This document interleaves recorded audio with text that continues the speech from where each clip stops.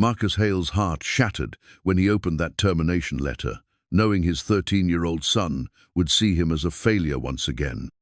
After losing his wife to cancer 3 years ago, getting fired for saving 2 drowning children felt like life's cruelest punch to a man already down. Marcus worked as a safety officer at Pine Lake Resort, watching over wealthy families who treated him like furniture. When he saw twin 8-year-olds drifting toward dangerous waters in a runaway boat, he jumped in without thinking. He pulled both kids to safety just before the engine caught fire. Everyone filmed it.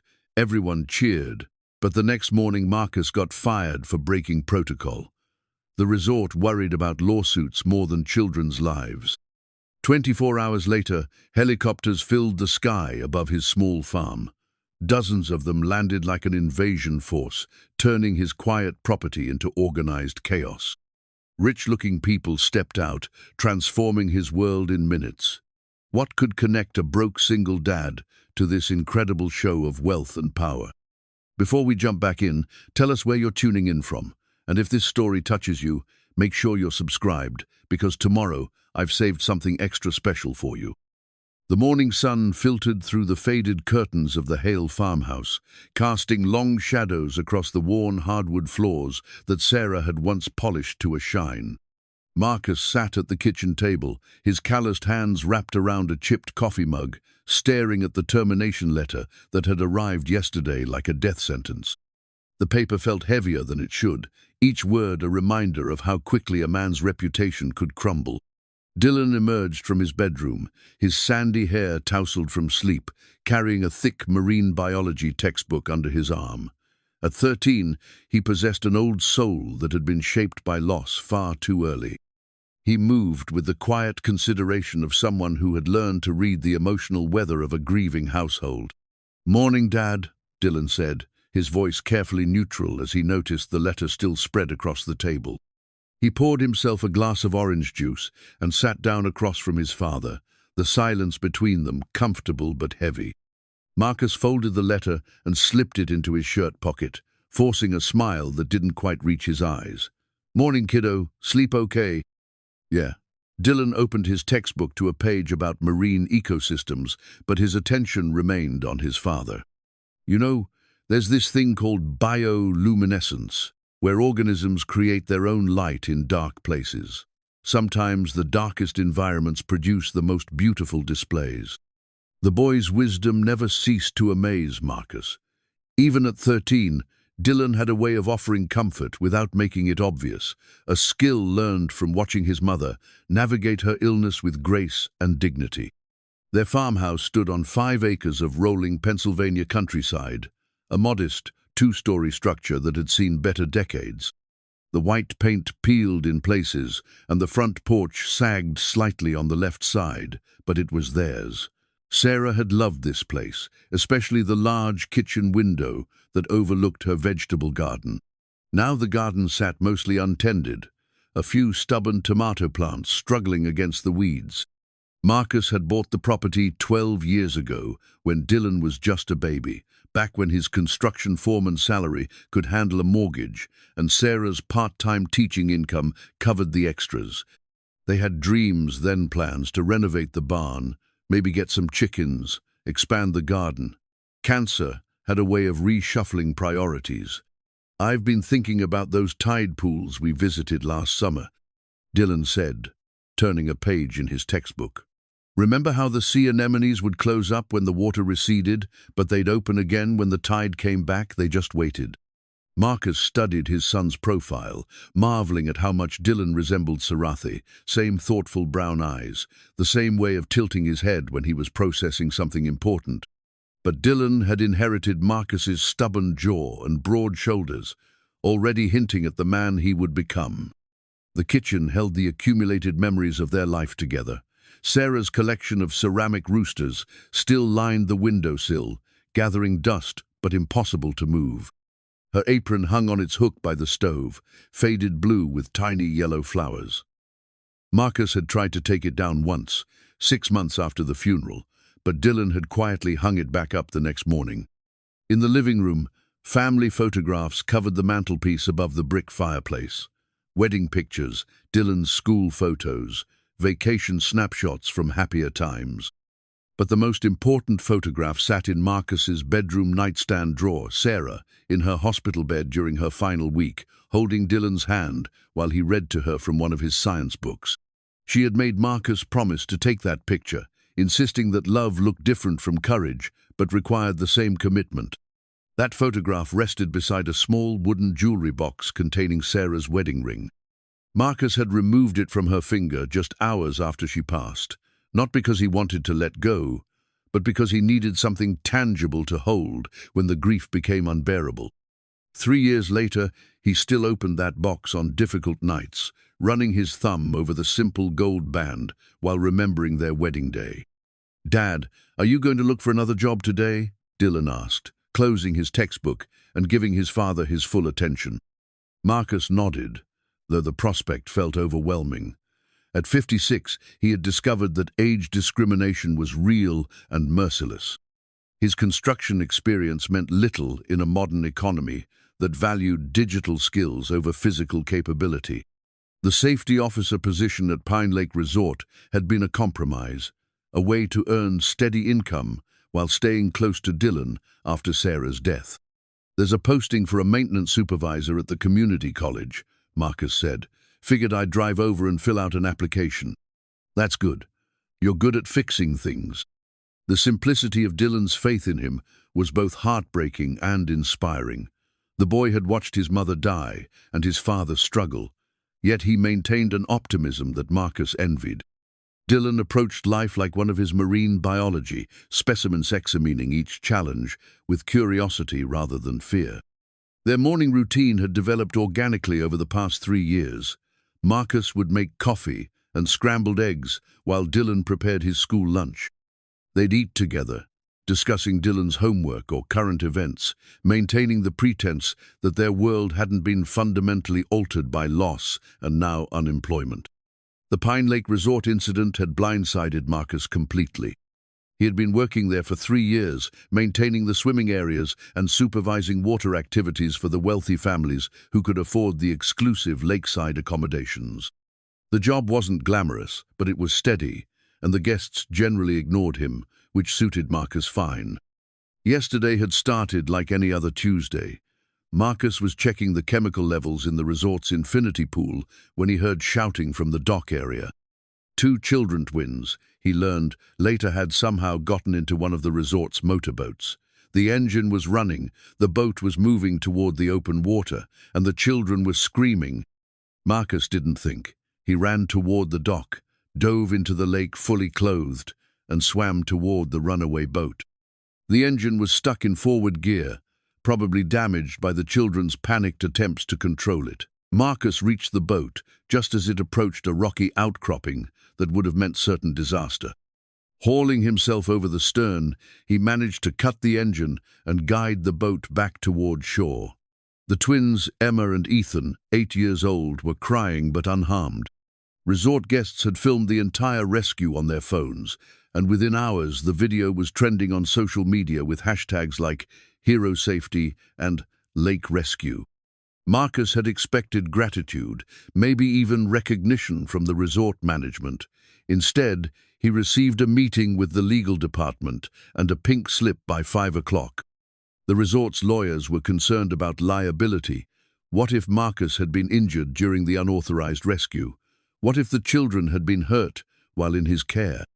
The viral video, rather than celebrating his heroism, had become evidence of his failure to follow proper emergency protocols. "The twins' parents must have been terrified," Dylan said, interrupting Marcus's bitter memories. "I'm sure they were. Did they thank you before you got fired?" Marcus shook his head. "Never met them. The kids were staying with their nanny while the parents were off doing business meetings or something. Rich people's lives are complicated." Dylan absorbed this information with the same scientific curiosity he applied to his marine studies. "Maybe they don't know what happened to you. Maybe not, but it doesn't matter now." But even as Marcus said it, he wondered about the children's parents. The twins had been well-dressed, obviously from a wealthy family, but they had seemed like regular kids when they were scared and crying in that boat. Emma had thanked him through her tears, and Ethan had insisted on shaking his hand like a gentleman before the resort staff whisked them away. Dylan finished his orange juice and gathered his school supplies. The local high school had accepted him into their advanced placement program, despite his age, recognizing his academic gifts. Marcus was proud of his son's achievements, though he worried about the financial implications of Dylan's obvious college potential. "I'll walk to school today," Dylan said. "Save gas money." "It's 2 miles, kiddo. I like walking. Gives me time to think about things." This was Dylan's way of helping without making it seem like charity. The boy understood their financial situation better than Marcus wished he did. Over the past year, Dylan had stopped asking for new clothes, had taken on more household chores, and had even started tutoring younger students for small fees. As Dylan headed toward the door, he paused and looked back at his father. "Dad, those tide pools I mentioned? The anemones don't just wait for the tide to come back. They use that time to filter nutrients from whatever water is left. They make the most of difficult conditions." After Dylan left for school, Marcus sat alone in the kitchen, drinking his coffee and thinking about sea anemones. The silence of the house felt heavier without his son's presence. Sarah used to say that homes had their own heartbeat, created by the rhythm of the people who lived in them. Since her death, Marcus had struggled to maintain that rhythm, especially during the long hours when Dylan was at school. The wooden jewelry box called to him from upstairs, but Marcus resisted the urge to retreat into memories. Instead, he forced himself to shower, shave, and prepare for another day of job hunting. The community college position was a long shot, but Dylan was right. Marcus was good at fixing things. He had spent 25 years in construction before Sarah's illness forced him to find work with more flexible hours. As he stood in front of the bathroom mirror, Marcus noticed new lines around his eyes, new grey in his hair. 56 wasn't old, but it wasn't young in a job market that seemed to prize energy over experience. Still, he had Dylan to think about, Dylan to provide for, Dylan to inspire. The boy deserved better than a father who wallowed in self-pity. Marcus finished getting ready and headed toward his pickup truck, a 15-year-old Ford that had seen better decades but still ran reliably. As he backed out of the driveway, he noticed Mrs. Patterson from next door watching from her kitchen window. The elderly woman had been kind to them since Sarah's death, bringing casseroles and holiday cookies, but Marcus could see the concern in her eyes lately. Everyone in their small community knew about the Pine Lake incident, and everyone had opinions about it. The drive to the community college took him past Pine Lake Resort, its manicured grounds and expensive vehicles, a stark contrast to the modest homes that housed the local workforce. Marcus tried not to look, but he couldn't help noticing the help wanted sign in the resort's window. They were already looking for his replacement. As he pulled into the college parking lot, Marcus thought about Dylan's words regarding bioluminescence organisms creating their own light in dark places. Maybe it was time to stop waiting for rescue and start generating his own illumination. The application process would be another test of his resilience, but Marcus Hale had survived worse challenges. He had buried his wife, raised his son alone, and maintained his integrity even when it cost him his job. Whatever came next, he would face it with the same stubborn determination that had carried him through 3 years of grief and 18 years of fatherhood. The future was uncertain, but Marcus was still standing, still fighting, still hoping. For Dylan's sake, if not his own, that would have to be enough. The morning of the rescue had started like any other Tuesday at Pine Lake Resort. Marcus arrived at 6:30, just as the groundskeepers were finishing their preparations for another day of catering to guests who paid more for a week's stay than he earned in 3 months. The resort sprawled across 40 acres of pristine lakefront property, featuring luxury cabins, a championship golf course, and water activities that drew wealthy families from across the Northeast. Marcus's responsibilities included monitoring the swimming areas, maintaining safety equipment, and supervising water activities. It was honest work that kept him close to home for Dylan. Though the pay barely covered their basic expenses, the guests typically treated him like part of the scenery visible when needed, invisible otherwise. He was checking the chemical balance in the infinity pool when the screaming started. At first, Marcus thought it might be typical poolside excitement, children playing, parents calling instructions. But something in the pitch of these voices made him look up sharply. Near the boat dock, a cluster of guests were pointing toward the lake, their relaxed vacation demeanor replaced by panic. Marcus jogged toward the commotion, his heart rate climbing as he spotted the problem. One of the resort's smaller motorboats was moving steadily away from the dock, its engine running at quarter throttle. In the boat were two small figures, children, who clearly had no idea how to control the vessel. "Someone called 911, a woman shouted, her voice carrying across the water. Marcus recognized her as Mrs. Henderson, a regular guest whose husband owned a chain of furniture stores. She was filming with her phone, as were several other guests, but no one was actually moving toward the water. The boat was roughly 50 yards from shore and drifting toward the rocky outcropping on the lake's eastern side. Marcus could see the children, now twins, both blonde, probably 8 or 9 years old. The boy was trying to reach the steering wheel while the girl held onto the side of the boat, both of them screaming for help. Marcus's training kicked in immediately. He had spent 2 summers working as a lifeguard during college, and though that was more than 30 years ago, muscle memory didn't forget. He also knew these boats the resort used 15-foot Boston whalers with 40 horsepower outboards, simple but powerful enough to cause serious damage if they hit the rocks.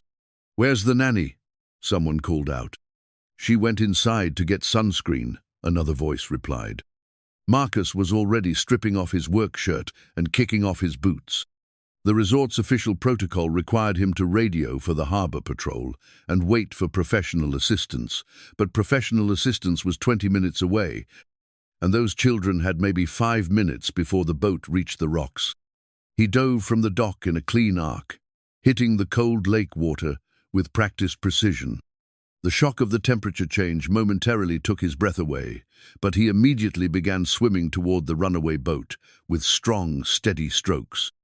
Behind him, he could hear the guests' excited chatter growing louder. Someone was narrating the scene for their phone camera. "Oh my God, the safety guy just jumped in, he's swimming toward them." The boat was moving faster than Marcus had initially realized. The throttle seemed to be stuck in a forward position, probably jammed by one of the children's panicked attempts to control it. Marcus angled his approach to intercept the boat's path rather than chase it directly. As he got closer, he could see the children more clearly. The girl, Emma, he would learn later was crying but trying to comfort her brother. The boy Ethan was still attempting to reach the controls, standing on his tiptoes and stretching toward the steering wheel. "Stay down," Marcus shouted over the engine noise. "Don't stand up." The children heard him and both dropped to the boat's floor, their eyes wide with fear and hope. Marcus could see the trust in their faces, absolute faith that adults were supposed to keep children safe. He reached the boat just as it began its final approach toward the rocks. The outcropping rose directly from the water, sharp granite that would crush the boat's fiberglass hull on impact. Marcus grabbed the stern rail and hauled himself up with the strength that came from years of physical labor. The boat's engine was indeed stuck in gear, the throttle cable jammed in the housing. Marcus didn't have time for delicate repairs. He reached under the engine cowling and yanked the kill switch, cutting the power immediately. The sudden silence was startling after the engine's roar. "Are you okay?" he asked the children, who were still huddled on the boat's floor. Emma nodded through her tears. "We didn't mean to start it. We were just looking." "I know, sweetheart. You're safe now." Ethan stood up carefully, his legs shaking from fear and adrenaline. "Are we in trouble?" "No, buddy. You're not in trouble. Sometimes accidents happen." Marcus used the boat's momentum to guide it away from the rocks, paddling with his hands until they reached calmer water. Then he pulled the starter cord and got the engine running again, keeping it at idle speed as he navigated back toward the resort dock. The crowd of guests had grown larger, and Marcus could see resort staff members running toward the water.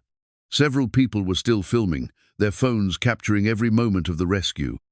In the excitement, no one seemed to notice that Marcus had violated every safety protocol in the resort's manual.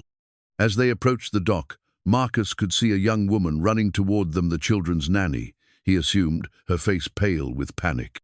Behind her came two resort managers, their expressions unreadable. "Emma, Ethan," the nanny called out. "Oh my God, are you hurt?" Marcus secured the boat to the dock and helped the children climb out. Emma immediately hugged the nanny while Ethan turned back to Marcus and solemnly extended his hand. "Thank you, sir," the boy said with the formal politeness of a child who had been taught proper manners. "You saved us." "You're welcome, son." Emma broke away from the nanny and also hugged Marcus, her small arms wrapping around his waist. "You're a hero," she whispered. For a moment, Marcus felt the warmth of genuine gratitude.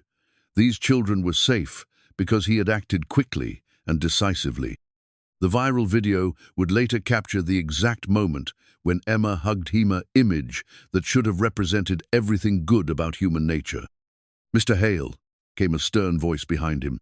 Marcus turned to see resort manager Patricia Wells, a severe woman in her 50s who ran the establishment with military precision. Her expression suggested that heroism was not part of his job description. "We need to talk," she said. The guests were congratulating Marcus, several of them asking for photos and wanting to share their videos on social media. Mrs. Henderson approached with her phone still recording. "That was incredible," she gushed. "You just dove right in without hesitation. We got the whole thing on video. It's going to go viral for sure." Marcus nodded politely, but he was watching Patricia Wells's face. Her disapproval was evident, and he began to understand that his heroic act might not be viewed favorably by the resort's administration. "Where are the children's parents?" Marcus asked the nanny. "Business meetings in the city," she replied. "They'll be back tonight." "Oh God, what am I going to tell them?" "Tell them their children are safe," Marcus said simply. But as the afternoon progressed, it became clear that safety wasn't the primary concern for Pine Lake Resort's management. Marcus was called to the administrative office at 4 o'clock, where he found Patricia Wells, the resort's general manager, and a man in an expensive suit who introduced himself as the resort's legal counsel. "Mr. Hale," the lawyer began, "we understand you acted with good intentions, but your response to today's incident was completely inappropriate." Marcus stared at him. "Inappropriate? You violated numerous safety protocols," Patricia Wells added. "You entered the water without proper equipment, without radio contact, without following chain of command procedures. 2 children were about to crash into the rocks. The proper response was to radio for professional assistance and secure the area until help arrived." The lawyer opened a file folder and removed several printed pages. "Mr. Hale, what if you had been injured during this unauthorized rescue attempt? The resort could face massive liability claims. What if one of the children had been hurt while in your care? Our insurance doesn't cover employees who act outside their designated responsibilities." Marcus felt a cold understanding settling in his stomach. "You're firing me." "We're terminating your employment, yes, effective immediately. For saving 2 children. For violating safety protocols and creating legal exposure for the resort," the lawyer corrected. "Your actions, while well-intentioned, demonstrated poor judgment and disregard for established procedures." Marcus looked at Patricia Wells, searching for some sign of human decency. "Those kids would have died." "Professional rescue services were en route," she replied coolly. "Your intervention was unnecessary and reckless." The termination meeting lasted another 15 minutes, filled with legal language and corporate justifications. Marcus signed the required paperwork in stunned silence, his mind struggling to process the surreal nature of his punishment. By 5 o'clock, he was escorting from the premises with a cardboard box containing his few personal items from the employee locker room. As he walked to his truck, Marcus could see guests by the pool area, still talking excitedly about the morning's drama. Several waved at him, unaware that the man they considered a hero had just been fired for his heroism. The drive home was a blur of anger and disbelief, By the time Marcus reached his farmhouse, the first social media posts about the rescue were already going viral. Mrs. Henderson's video had been shared hundreds of times, with comments praising Marcus as a real-life hero and condemning the bystander effect of the other guests who had simply filmed instead of helping. Dylan was waiting in the kitchen when Marcus walked through the door, his face immediately registering concern at his father's expression. "Dad, what's wrong?" Marcus set down the cardboard box and pulled the termination letter from his pocket. He handed it to Dylan without a word, then sat heavily at the kitchen table. Dylan read the letter carefully, his young face cycling through confusion, anger, and disbelief. "They fired you for saving those kids?" "Apparently. But that's insane. You're a hero." Marcus laughed bitterly. "Heroes don't pay the mortgage, kiddo." Dylan set the letter on the table and sat down across from his father. For several minutes, they sat in silence, both struggling to understand how doing the right thing could result in such devastating consequences. "The video's everywhere," Dylan said quietly, showing Marcus his phone. "Look at these comments, everyone's calling you amazing." Marcus glanced at the screen, seeing hundreds of supportive messages from complete strangers who understood what Pine Lake Resort's management apparently could not. But viral videos didn't pay bills or put food on the table. "What are we going to do?" Dylan asked. Marcus looked at his son, this remarkable boy who had already endured so much loss and disappointment, and forced himself to project confidence he didn't feel. "We'll figure it out," he said. "We always do." But that night, after Dylan had gone to bed, Marcus sat alone in his kitchen, staring at the termination letter and wondering how he would explain to his son that sometimes the world punished people for doing the right thing. The viral video on his phone showed him diving into the lake, swimming toward danger without hesitation, pulling two frightened children to safety. It was supposed to be his finest moment. Instead, it had become the catalyst for his professional destruction. Outside, the summer night was quiet except for the sound of crickets and the distant hum of traffic on the county road. Marcus thought about Emma and Ethan, hopefully safe in their beds, unaware that their rescue had cost a good man his livelihood. Tomorrow, he would start looking for a new job. Tomorrow, he would begin the humiliating process of explaining to potential employers why he had been terminated. Tomorrow, he would face the reality of unemployment at 56, with a 13-year-old son depending on him. But tonight, Marcus allowed himself a moment of bitter satisfaction. Those children were alive because he had acted. Whatever else happened, whatever price he had to pay, Emma and Ethan Grant were safe. Sometimes that had to be enough. The morning after his termination, Marcus woke to the sound of his phone buzzing incessantly on the nightstand. Word of the rescue and subsequent firing had spread beyond social media overnight, picked up by local news stations and shared across networks of outraged viewers. His phone showed dozens of missed calls, text messages from numbers he didn't recognize, and friend requests from strangers wanting to express their support. But support didn't pay bills. Marcus silenced the phone and walked to the kitchen, where a stack of past-due notices waited on the counter like silent accusers. The electric bill, 2 months behind. The mortgage payment, due in 10 days. Dylan's school fees for the advanced placement program. Medical bills from Sarah's final hospitalization that insurance hadn't fully covered, still arriving 3 years later like ghosts demanding payment. He spread the bills across the kitchen table, creating a paper landscape of financial desperation. The numbers were stark and unforgiving. They needed Marcus's Pine Lake salary to survive, and they needed it immediately.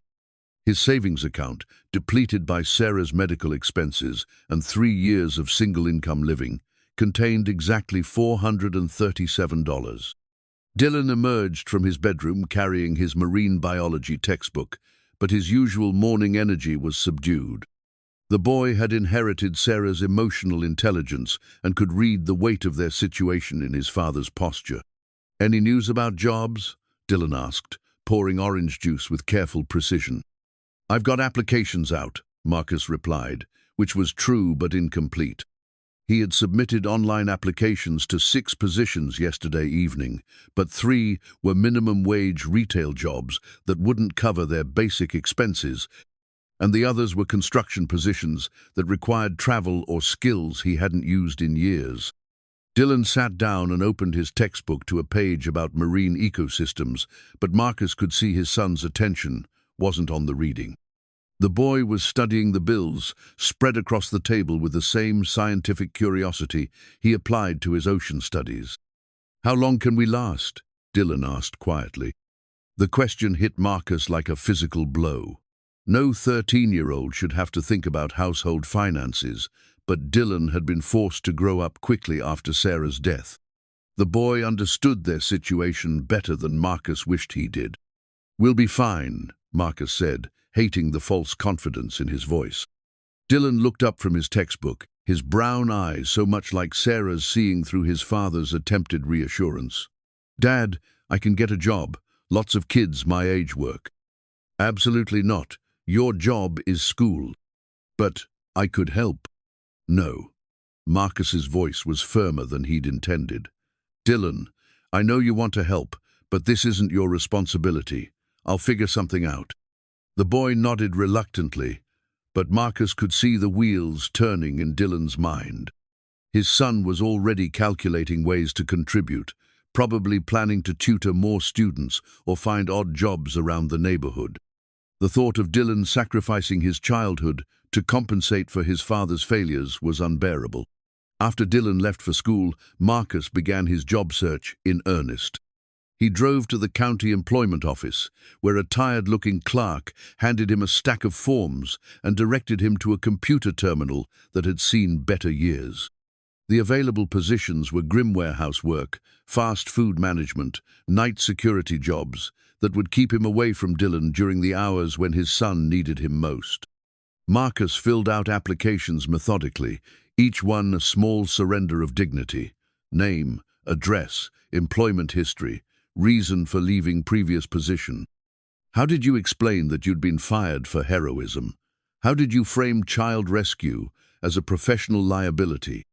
The employment counselor, a middle-aged woman named Janet, reviewed his paperwork with sympathetic but realistic eyes. "Construction experience is good," she said, "but most of the companies want younger workers for the physical labor, and the supervisory positions require current certifications you'd need to renew. What about the maintenance job at the community college?" Janet shook her head. "They filled that yesterday. Got over 200 applications for one position." Marcus left the employment office feeling older than his 56 years.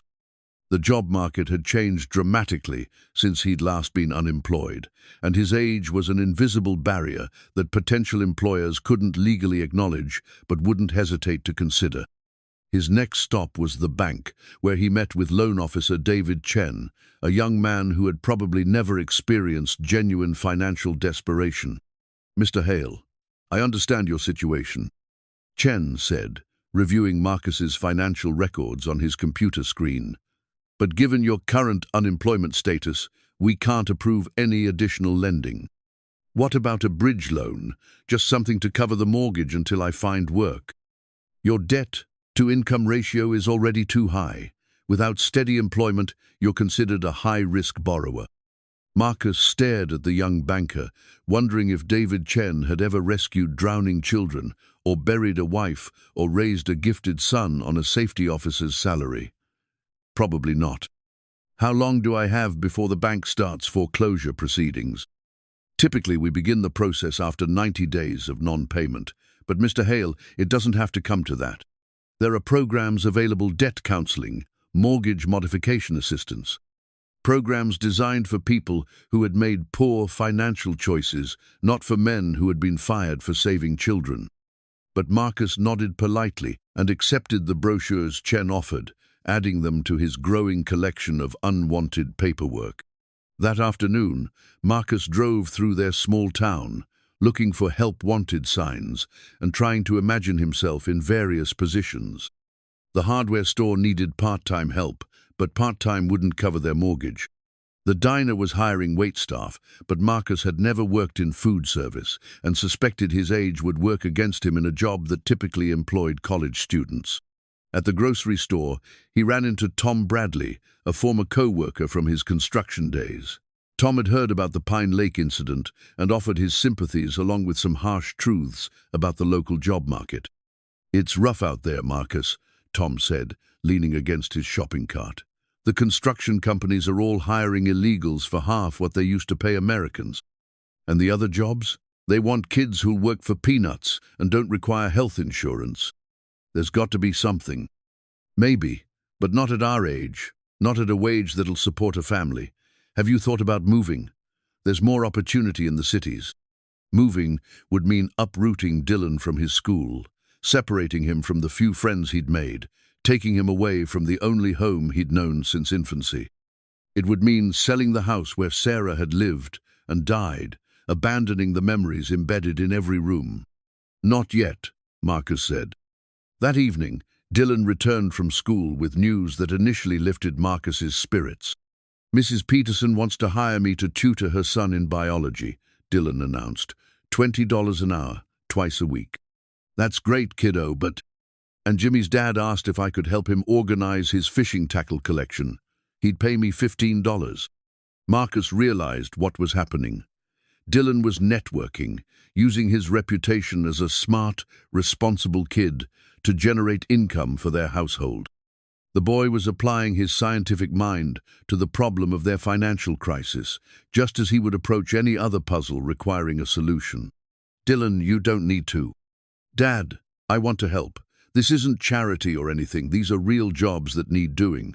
Mrs. Peterson's son is failing biology, and Jimmy's dad really does need help with his tackle box. I'm not sacrificing anything." Looking at his son's earnest face, Marcus felt a complex mixture of pride and shame.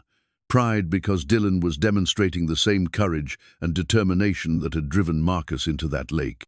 Shame because his 13-year-old son felt responsible for solving problems that should be handled by adults. "Okay," Marcus said finally, "but school comes first, always." "Always," Dylan agreed. That night, after Dylan had gone to bed, Marcus sat in his bedroom holding Sarah's wooden jewelry box. The simple container felt heavier than usual, weighted with memories and responsibilities he wasn't sure he could carry much longer. He opened the box and removed Sarah's wedding ring, turning the gold band in the lamplight. She had worn it for 18 years, through pregnancy and childbirth, through his construction accidents and her cancer treatments, through all the ordinary struggles of building a life together. "What would you do?" he whispered to the empty room. But Sarah wasn't there to answer, and the ring offered no guidance beyond the reminder that he had promised to take care of their son no matter what obstacles arose. Marcus placed the ring back in its box and closed the lid gently. Tomorrow he would continue job hunting. Tomorrow he would swallow his pride and apply for positions that paid half what he was worth. Tomorrow he would find a way to provide for Dylan without compromising the boy's education or childhood. The stack of bills on the kitchen table represented more than financial pressure. They were a test of his determination, his resourcefulness, his commitment to the promises he'd made to Sarah and Dylan. Marcus had survived worse challenges, though at the moment he couldn't remember exactly how.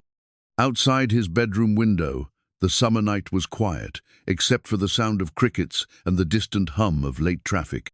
Somewhere in the darkness, other families were dealing with their own crises, their own moments of desperation and hope.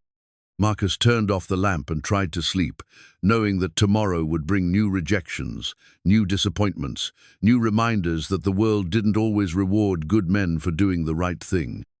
But Dylan was counting on him, and that would have to be enough motivation to keep fighting. The past due bills could wait one more day. Dylan's marine biology journal had become his sanctuary, a place where scientific observation merged with personal reflection in careful handwritten notes. The notebook, a composition book with a mottled black and white cover that had cost 99 cents at the dollar store, contained 3 years of meticulous observations about aquatic life, tidal patterns, and ecosystem relationships. But lately, his entries had taken on a different tone, focusing less on marine creatures and more on human behavior under stress. Day 4, since Dad lost his job, Dylan wrote in his careful script, observed increased anxiety, behaviors shortened sleep patterns, decreased appetite, repetitive checking of financial documents. Similar to how hermit crabs behave when their current shell becomes inadequate but suitable replacement shells are scarce. The comparison wasn't cruel. Dylan approached his father's situation with the same scientific curiosity he applied to everything else, seeking patterns and solutions rather than dwelling on emotions he couldn't control. At 13, he had already learned that understanding a problem was the first step towards solving it. Marcus found Dylan at the kitchen table that morning, writing in his journal while eating a breakfast of generic cereal and milk. The boy looked up as his father entered, offering a smile that was genuine despite the worry evident in his eyes. "Morning, Dad. Any responses to your applications?" Marcus poured coffee from the pot Dylan had prepared, another small way the boy was contributing to their household routine. "Still early. These things take time." Dylan nodded and returned to his journal, but Marcus could see his son was documenting more than marine biology observations. The notebook had become Dylan's way of processing their changing circumstances, transforming uncertainty into data he could examine and understand. "What are you writing about today?" Marcus asked, sitting down with his coffee. "Adaptation strategies," Dylan replied.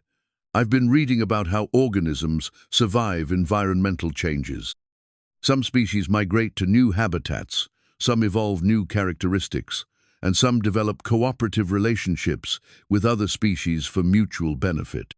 The boy's ability to find life lessons in scientific principles never ceased to amaze Marcus. Dylan was processing their crisis through the lens of natural selection, looking for survival strategies they could adapt to their situation. "Find any good strategies?" Dylan showed him a page covered with neat diagrams and bullet points. "Cooperative symbiosis seems promising, like cleaner fish that eat parasites off larger fish, both species benefit. Or mycorrhizal fungi that help tree roots absorb nutrients in exchange for carbohydrates." Marcus studied his son's notes, impressed by the sophistication of Dylan's thinking. The boy was essentially researching partnership models, looking for ways they could create mutually beneficial relationships that would help them survive their current challenges. "I've been thinking about Mrs. Peterson's tutoring offer," Dylan continued, "and Jimmy's dad's tackle box project, but there might be other opportunities if I approach this systematically." "Dylan, you don't need to solve our problems." "I'm not trying to solve them," Dylan said patiently. "I'm trying to contribute to our adaptation strategy. There's a difference." The distinction was important to Dylan, Marcus realized. The boy wasn't trying to become the family breadwinner or take on adult responsibilities. He was applying his scientific mind to identify opportunities where his skills could generate value while maintaining his primary focus on education. Over the next few days, Dylan's systematic approach began yielding results. Mrs. Peterson's son, Jake, was indeed failing biology, not because he lacked intelligence, but because he couldn't connect abstract concepts to real-world applications. Dylan's first tutoring session transformed complicated cellular processes into understandable analogies, and Jake's comprehension improved dramatically. Dylan explained photosynthesis using the cafeteria as an example. Jake told his mother enthusiastically, "Sunlight is like the lunch money, chloroplasts are like the lunch line workers, and glucose is like the actual food. It makes so much more sense now." Mrs. Peterson was impressed enough to recommend Dylan to other parents, and soon he was tutoring 3 students in various science subjects. His approach was unique rather than simply reviewing textbook material. Dylan created custom analogies and examples that matched each student's interests and learning style. Jimmy's Tacklebox project revealed another of Dylan's talents. What Jimmy's father had assumed would be a simple organizational task became an opportunity for Dylan to demonstrate his systematic thinking. He didn't just sort lures and wait. She created a cataloging system based on water conditions, fish species, and seasonal effectiveness. "This kid is amazing," Jimmy's father told Marcus when he stopped by to pay Dylan for his work. He turned my tackle chaos into a scientific fishing strategy. I've caught more fish in the past week than I did all last month. Word spread through their small community about Dylan's tutoring success and organizational skills. Parents appreciated his mature demeanor and scientific approach, while students responded to his ability to make complex subjects accessible and interesting. Soon Dylan was earning nearly $100 a week from various projects, contributing significantly to their household budget without compromising his schoolwork. Marcus watched his son's entrepreneurial success with mixed emotions. Pride dominated Dylan, was demonstrating remarkable maturity and intelligence, but guilt lingered as well. No 13-year-old should have to worry about family finances, no matter how capable or willing they were to help. "You know this is temporary, right?" Marcus said one evening as Dylan counted his tutoring earnings. "Once I find steady work, you can focus completely on your own studies." Dylan looked up from his neat stack of $20 bills. "Dad, I like doing this. I'm learning as much as I'm teaching, maybe more. And it's helping me understand what I want to study in college." "What do you mean?" Dylan opened his marine biology journal to a recent entry. "I've been documenting my tutoring sessions like field research. Each student represents a different learning ecosystem, and I have to adapt my teaching methods to match their particular environment. It's applied behavioral science." Marcus read Dylan's notes, marveling at his son's ability to find educational value in every experience. The boy wasn't just earning money, he was conducting research on learning theory, developing skills that would serve him throughout his academic career. "Plus," Dylan added with a slight grin, "marine biologists need to be good at explaining complex concepts to the public. Grant applications, research presentations, educational outreach communication skills are essential for any scientific career." The logic was sound, but Marcus still felt uncomfortable accepting help from his 13-year-old son. His pride as a provider warred with the practical reality that Dylan's contributions were keeping them afloat during their most difficult period. Their evening conversations had evolved into strategy sessions where father and son analyzed their situation with scientific objectivity. Dylan would share insights from his tutoring experiences while Marcus reported on his job search progress, both of them treating their crisis as a problem requiring systematic solutions rather than emotional reactions. "I've been thinking about your construction background," Dylan said one evening while reviewing his journal notes. "Most of your experience is in commercial projects, right? Large buildings, infrastructure work?" "Mostly, yeah. Why?" "There's growing demand for sustainable construction green building techniques, energy-efficient systems, renewable energy installations. The homeowners I'm tutoring for talk about it constantly. They want solar panels, better insulation, rainwater collection systems." Dylan showed Marcus several pages of notes about conversations he'd overheard during tutoring sessions. Apparently, wealthy families were increasingly interested in environmental modifications to their homes, but they struggled to find contractors who understood both traditional construction and modern sustainability practices. "You could position yourself as a specialty contractor," Dylan suggested, "someone who bridges the gap between conventional construction and green technology. It's a niche market with growing demand and less competition."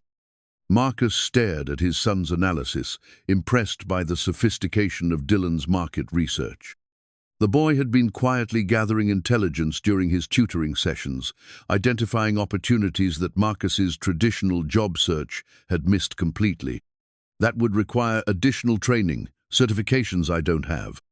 "The community college offers green building courses," Dylan replied, already having researched the requirements. 6 weeks of evening classes, then a certification exam. The cost is $300, but Mrs. Peterson mentioned that her husband is looking for someone to install solar panels on their new garage. That job alone would pay for the training and provide startup capital. The plan was brilliant in its simplicity. Instead of competing with younger workers for traditional construction jobs, Marcus could develop expertise in a specialized field where experience and reliability mattered more than age. Dylan had essentially designed a career pivot strategy using the same systematic approach he applied to marine biology research. "When did you become a business consultant?" Marcus asked with genuine admiration.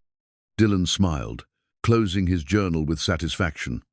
"When I realized that survival strategies aren't limited to marine ecosystems. Adaptation works the same way, whether you're a sea anemone or an unemployed safety officer." That night, Marcus lay in bed thinking about his son's proposal. The green building certification was a risk $300 they could barely afford, 6 weeks of training, while he should be job hunting full-time. But Dylan's analysis was sound, and the potential rewards were significant. More importantly, pursuing the certification would demonstrate the same willingness to take calculated risks that had driven Marcus into the lake to save those children. He had acted on instinct then, driven by moral certainty rather than policy considerations. Maybe it was time to trust his instincts again, this time guided by his remarkable son's scientific insights. Marcus reached for Sarah's jewelry box on the nightstand, opening it to look at her wedding ring. She would have been proud of Dylan's maturity and intelligence, proud of the young man their son was becoming, despite the challenges they faced. "What do you think?" he whispered to her memory. "Should we bet on our boy's research?" The ring offered no answer, but Marcus felt a familiar sense of certainty settling in his mind. Dylan had identified a path forward, not just a job, but a career opportunity that could provide long-term stability and utilize Marcus's existing skills in new ways. Tomorrow, he would call the community college about green building certification courses. Tomorrow, he would start following his 13-year-old son's strategic guidance toward a future that honored both their past struggles and their ongoing determination to thrive. The marine biology journal on Dylan's desk contained more than scientific observations. It held the blueprint for their family's adaptation strategy, written in the careful handwriting of a boy who understood that survival required both courage and intelligence. Marcus had provided the courage. Dylan was supplying the intelligence. Together, they might just make it through. 200 miles away, in a glass-walled conference room overlooking Manhattan's financial district, Eleanor Grant was discovering that wealth could not shield her from a mother's fury. The comprehensive private investigation file, spread across the mahogany table, contained everything her security team had uncovered about Marcus Hale employment records, financial history, personal background, even testimonials from former co-workers and neighbors. Eleanor studied a photograph of Marcus at the Pine Lake Resort, captured during a routine safety inspection just weeks before the incident. He looked competent and serious, the kind of man who took his responsibilities seriously, the kind of man who would dive into dangerous water to save children without calculating the personal cost. "Tell me again why this man was terminated," Eleanor said, her voice carrying the controlled tension that her business associates had learned to fear. Richard Hawthorne, her head of security, consulted his notes with the precision of a former FBI agent. Resort management cited protocol violations and liability concerns. The official termination letter states that Mr. Hale acted outside his authorized responsibilities and created legal exposure for the establishment. Eleanor's jaw tightened. She was intimately familiar with corporate liability management. The steel manufacturing empire had been built on careful risk assessment and strategic decision-making. But there was a difference between prudent business practices and moral cowardice. What about his background? Exemplary. 25 years in construction, promoted to foreman multiple times, never had a safety violation or workplace incident. Married 18 years to Sarah Collins Hale, an elementary school teacher who died of cancer 3 years ago. One son, Dylan, 13 years old, academically gifted. Richard turned to another section of the file. Financial situation is precarious. Medical bills from his wife's treatment, single income for 3 years, now unemployed. Mortgage is 60 days behind. Utilities threatened with disconnection. But no evidence of poor financial management, just the accumulated weight of medical expenses and reduced income. Eleanor absorbed this information with the systematic analysis she applied to all business decisions. But this wasn't business, this was personal. Marcus Hale had saved her children's lives, and the bureaucratic machinery of Pine Lake Resort had punished him for his heroism. Emma and Ethan were in the next room with their tutor, but Eleanor could hear their voices through the partially open door. They had been traumatized by the boating incident, suffering nightmares and anxiety that no amount of therapy seemed to completely resolve. But when they talked about the man who saved us, their voices carried a reverence that reminded Eleanor how close she had come to losing them. Her own investigation into the incident had been thorough and disturbing. Security camera footage showed the children wandering toward the boat dock while their nanny was distracted by a phone call. The resort's emergency response protocols called for a 20-minute wait for professional rescue service, 20 minutes that Emma and Ethan didn't have before the runaway boat would have struck the rocks.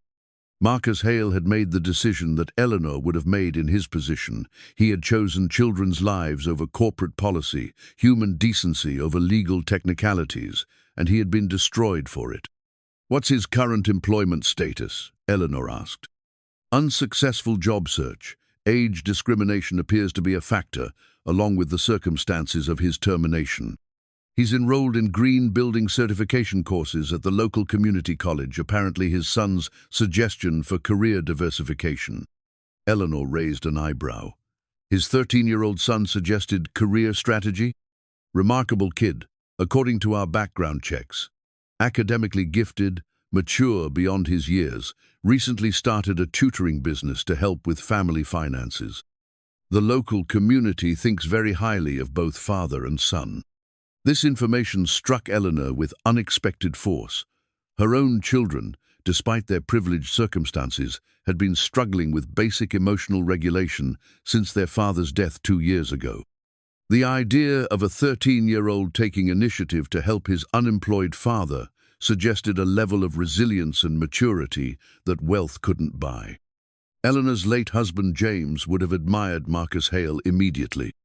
James had built their fortune through construction and manufacturing, but he had never lost his respect for men who worked with their hands and took care of their families.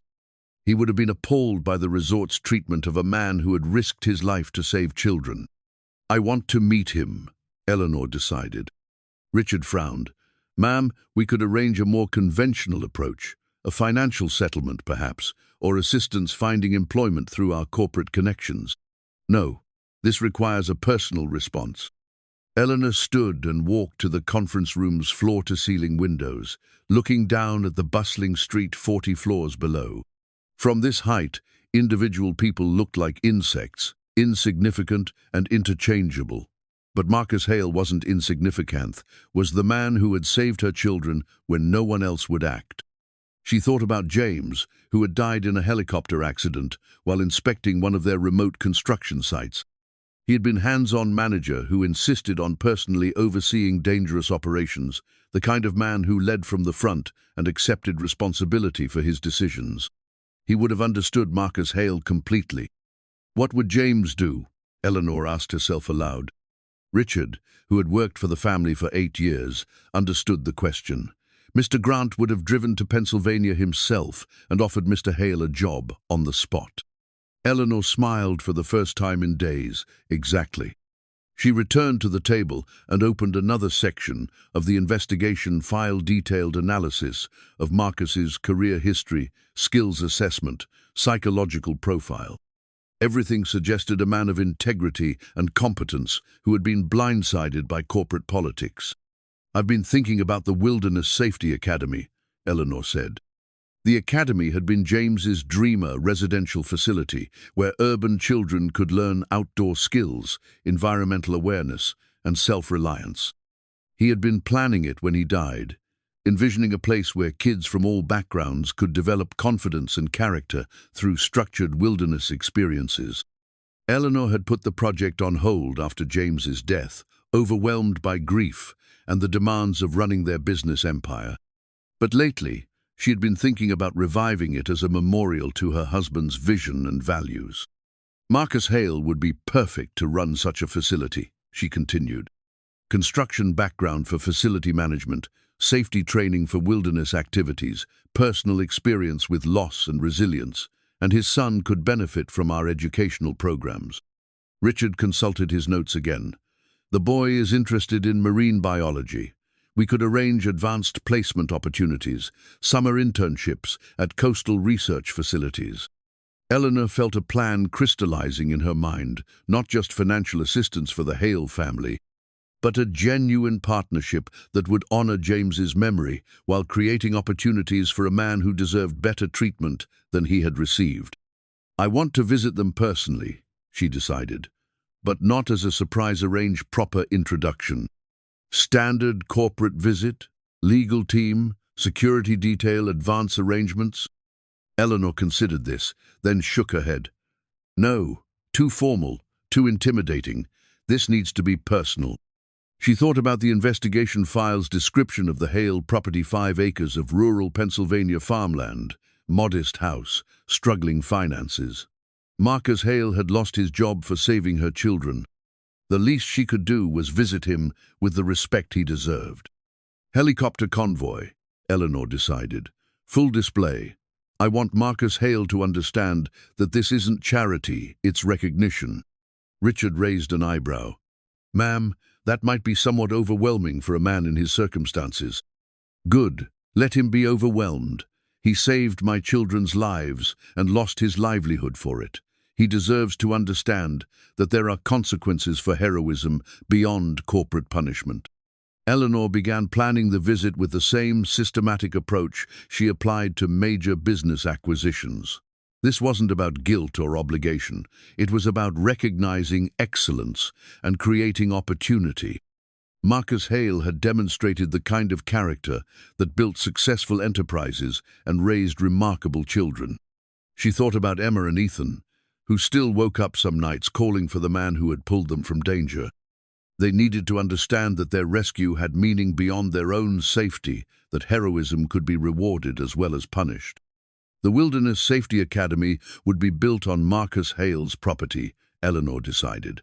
The facility would honor James's vision while providing Marcus with purpose and security. Dylan would have access to educational opportunities that his intelligence deserved, and Emma and Ethan would learn that their lives had been saved by a man who embodied the values Eleanor wanted to instill in them. How soon can we arrange the helicopter convoy? Eleanor asked. 48 hours for full coordination, Richard replied. Though I should point out that arriving unannounced with a dozen helicopters might violate several FAA regulations. Eleanor smiled. Then we'll get the permits. Money has certain privileges, and I intend to use them properly. She closed the investigation file and walked back to the window, thinking about Marcus Hale sitting in his modest farmhouse, probably struggling to pay bills and wondering how he would provide for his remarkable son. He had no idea that his life was about to change dramatically, that his heroism was about to be rewarded rather than punished. James would have approved of the plan. He had always believed that character mattered more than credentials, that integrity was worth more than political connections. Marcus Hale possessed both character and integrity qualities that Eleanor's wealth could support but not buy. The helicopter convoy would be just the beginning. Eleanor Grant was about to demonstrate that sometimes the right people noticed when good men did the right thing, and sometimes those people had the power to ensure that heroism was properly rewarded. Marcus Hale had saved her children without knowing who they were or what their rescue might mean for his future. Soon he would discover that diving into that lake had changed more than just 3 young lives it had set in motion, events that would transform his entire world. Eleanor picked up her phone to begin making arrangements. 48 hours from now, Marcus Hale would understand that heroism sometimes had consequences that extended far beyond corporate punishment. The investigation file contained all the facts about Marcus's situation, but it couldn't capture the determination growing in Eleanor's mind. She had the resources to change this man's life, and she intended to use them in a way that would honor both his sacrifice and her husband's memory. The helicopter convoy was just the beginning of Marcus Hale's real rescue. The Foundation Charter documents lay spread across Eleanor's desk like architectural blueprints for rebuilding broken dreams. Legal papers establishing the James Grant Wilderness Safety Academy covered every surface of her home office, each page representing months of planning that had been shelved after her husband's death. Now, as she reviewed the detailed proposals with fresh eyes, Eleanor felt James's presence guiding her toward a decision that honored both his vision and Marcus Hale's sacrifice. The academy had been James's passion project during the final years of his life. While Eleanor focused on expanding their steel manufacturing empire, James had become increasingly interested in outdoor education and youth development. He had visited wilderness programs across the country, studying their methods and identifying gaps in current offerings. Most outdoor education serves either privileged kids whose parents can afford expensive summer camps or at-risk youth in therapeutic programs, James had explained during one of their evening strategy sessions. But there's a huge population of regular kid-urban students, rural children, without access to quality programs who could benefit from wilderness experience if it were properly structured and accessible. Eleanor remembered nodding politely while reviewing quarterly profit reports, assuming James's educational interests were a wealthy man's hobby rather than a serious business venture. She had been wrong. The charter documents revealed the depth of his research and the sophistication of his planning. The proposed academy would serve 200 students annually through residential programs ranging from week-long introductory courses to month-long advanced wilderness training. Students would learn outdoor skill camping, hiking, water safety, wildlife observation, while developing leadership capabilities and environmental awareness.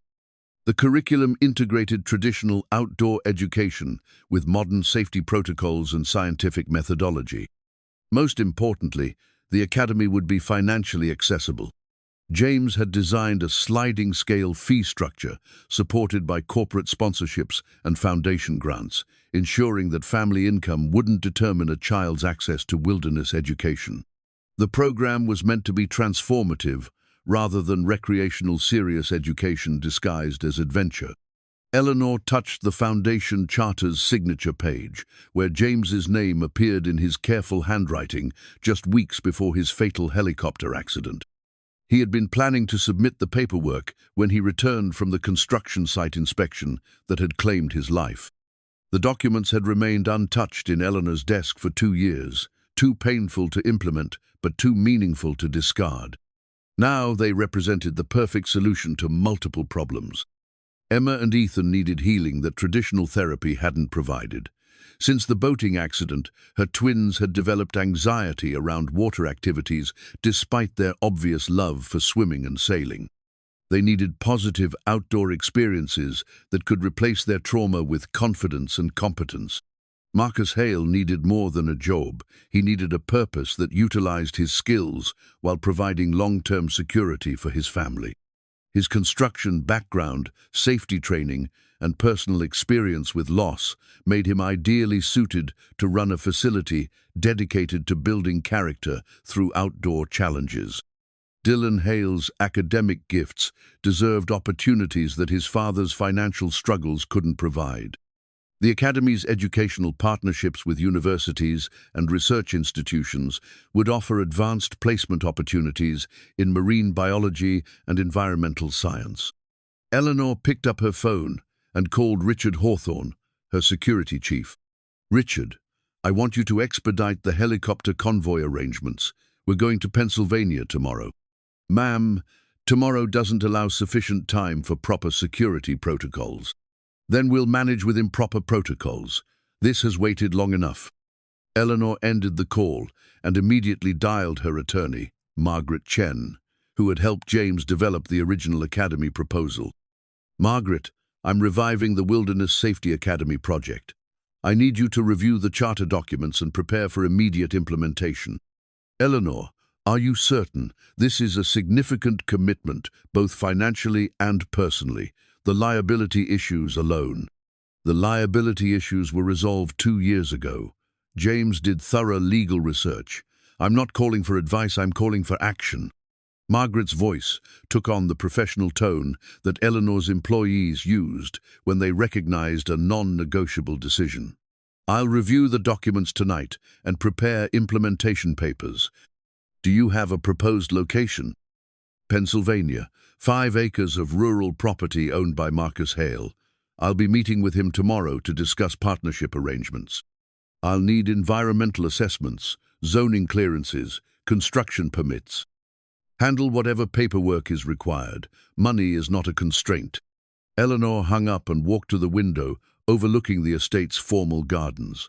James had designed those gardens himself, creating a landscape that balanced natural beauty with structured design. He had possessed an unusual combination of business acumen and artistic sensibility, equally comfortable negotiating steel contracts and planning educational curricula. The academy had represented his vision of legacy, something that would outlast quarterly profits and stock valuations.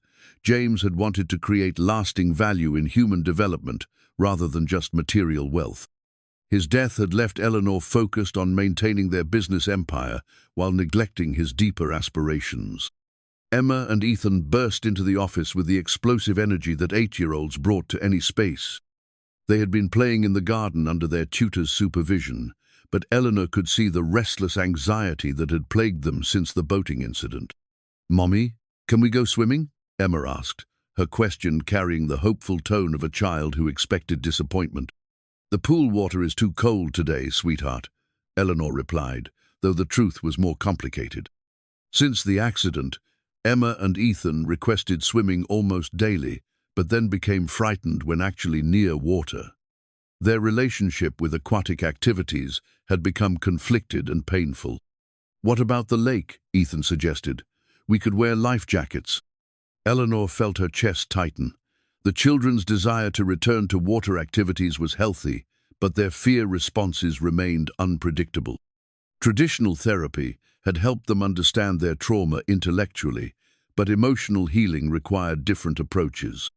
"Maybe soon," Eleanor said carefully. "I'm working on something special that might help."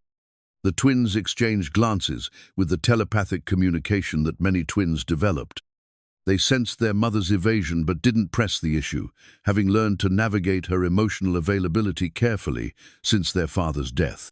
"Ethan had another nightmare about the boat," Emma announced with 8-year-old directness. "Emma," Ethan protested, embarrassed by his sister's revelation. Eleanor knelt down to her son's eye level. "Nightmares are normal after scary experiences. Even adults have them." "Do you have nightmares about Daddy?" Ethan asked. The question struck Eleanor with unexpected force. She did have nightmares about James' dreams, where she could prevent his helicopter accident, scenarios where she insisted he stay home instead of inspecting the construction site, alternate realities where their family remained intact. "Sometimes," Eleanor admitted, "but they're getting better. Maybe if we talked to the man who saved us, the nightmares would stop," Emma suggested with the logical problem-solving approach that both twins had inherited from their parents. Eleanor stared at her daughter, amazed by the child's intuitive understanding of trauma resolution. Emma was essentially suggesting that reconnecting with Marcus Hale might provide closure and healing for their water-related anxiety. "That's a very smart idea," Eleanor said slowly. "What would you want to say to him?" "Thank you," Ethan replied immediately, "and sorry that he got in trouble for helping us." "We could make him a picture," Emma added, "or maybe help him somehow." Eleanor felt pieces of her plan crystallizing with new clarity. The academy would serve Emma and Ethan's therapeutic needs while providing Marcus with meaningful work.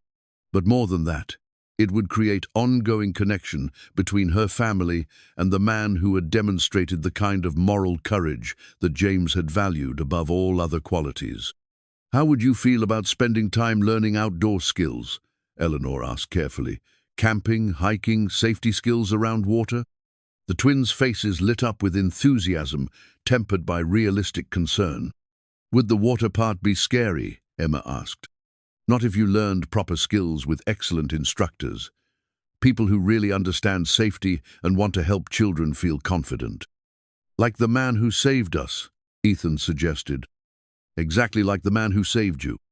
Eleanor realized that her children understood the therapeutic value of reconnecting with Marcus Hale better than any of the expensive therapists they had consulted. Emma and Ethan needed to transform their rescue experience from trauma into empowerment, from victimization into education. The Wilderness Safety Academy would accomplish exactly that transformation while honoring James's vision and providing Marcus with the recognition he deserved. That evening, Eleanor sat in James's former office, surrounded by academy planning documents and architectural drawings. The facility he had envisioned was ambitious dormitories for residential students, classrooms equipped with modern technology, outdoor activity areas designed for both safety and challenge, administrative buildings that could host conferences and training seminars. But the heart of the academy was the philosophy James had developed through years of research and reflection.